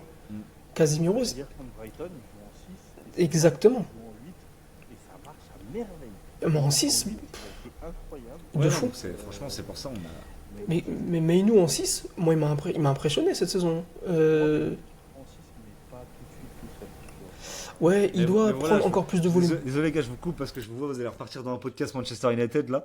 Non, pas tout de suite. Mais non, mais tranquille, en vrai, tranquille, c'est juste parce que ça fait 1h40 d'émission, sinon en vrai, il n'y a pas de souci. De toute façon, T'as raison. on en reparlera de Manchester United même pendant le mercato et je vous réinviterai sans aucun souci. Mais voilà, juste pour dire que voilà, pour moi, c'était un peu la morale de cette saison, quoi, quand on voit bah, même les West Ham, les Tottenham, les Chelsea qui se cassent la gueule. Et voilà, moi je pense qu'on a fait un peu le tour, les mecs. Hein. Juste pour répondre à la question, ouais, pour moi, United peut gagner le titre. C'est possible, comme vous l'avez dit. Je vois la saison prochaine homogène. Pour le moment, la saison prochaine, City peut gagner le titre, United, même Liverpool, même City, même si je les vois pas. Enfin, City, je l'ai dit, même Chelsea, pardon, si je les vois pas forcément. Même Sunderland, qui sait. Euh, une Leicester, la deuxième saison. Donc on verra ça l'année prochaine. En tout cas, les gars, merci d'avoir regardé cette émission. N'hésitez pas à liker, à vous abonner. Et voilà, Mehdi, Ado, les gars, merci pour l'invitation. 1h44 d'émission. Ouais, merci à toi. Il est tard en plus, là il est minuit 19 à l'heure où on tourne, les mecs. Donc franchement, gros merci à vous pour la participation. Avec grand plaisir. Mehdi, évidemment, on peut toujours te suivre. Bah, je vais te laisser faire ta pub. L'académie YT pour l'académie YouTube. N'hésitez pas à venir vous abonner. Là, on va faire les mercato idéal. Nous, on a attendu la fin de la saison, on l'a pas fait. Puis en plus, on a pu noter les mercato idéal de Vince et de David. On s'est foutu de la gueule de tout le monde, comme ça, c'était cool. Mais là, on va commencer les notes. Donc, vous allez pouvoir vous foutre de la nôtre. Et puis, que les gens puissent nous les envoyer aussi. Comme ça, on pourra noter ceux que les gens nous envoient. Donc, on a un gros arc mercato sur une semaine, 10 jours. Et après, on verra ce qu'on fait. Hein. Il va y avoir le mercato. On verra ce qu'on fait. Mais tout l'été, on sera actif dans tous les cas. On n'est jamais inactif plus de 2 semaines. Des fois, ça nous arrive d'être inactif 2 semaines, mais ça dure jamais beaucoup plus. Sauf Ok, quand ok. on joue pas pendant 3 semaines. Mais voilà. Oui, évidemment. On vous attend. Et puis d'abord, abonnez-vous là à PL Show. Oui, abonnez-vous à PL Show et après allez sur l'académie. Et faites les deux, les gars, faites les deux, il y a de la place pour tout le monde. J'ai même envie de dire, faites les trois. Voilà, allez vous abonner à Ado. Je laisse Ado aussi faire ta pub comme Mehdi, quoi. Ouais, bah, je l'ai déjà fait plusieurs fois sur la chaîne, donc Ado, MUTD sur YouTube, Twitter, etc., bah, un peu partout. Ouais, cet été, pareil, hein, on va être actif un maximum. On va switcher Coupe du Monde là, dans les prochains jours, prochaines semaines. Quand même, c'est important. Et après, Mercato, on va préparer la saison tranquillement. Et puis j'ai hâte d'y être. La Coupe du Monde, c'est l'Algérie s'affiche, je vais pas vouloir. Non, donc voilà les gars, hein, mais moi évidemment vous connaissez, hein, Sunderland FR, évidemment vous connaissez, ou sur PL Show, comme d'habitude. Nous aussi on va passer en mode Coupe du Monde avec des émissions prédictions, avec des débriefs, etc. Parce que voilà, on est des kiffeurs de foot et la Coupe du Monde c'est le foot à l'essence pure. On va parler de l'Algérie, on parlera du Maroc, de l'Espagne, même de l'Italie malheureusement qui est pas, mais bref, ça on va éviter de trop remuer le couteau dans la plaie. Et voilà les mecs, moi je vous souhaite une bonne soirée, une bonne nuit, une bonne journée, ça dépend à l'heure où vous regardez cette émission. On se revoit dès ce week-end pour parler de la finale de Champions League et de la finale de Conference League. Salut tout le monde. Salut.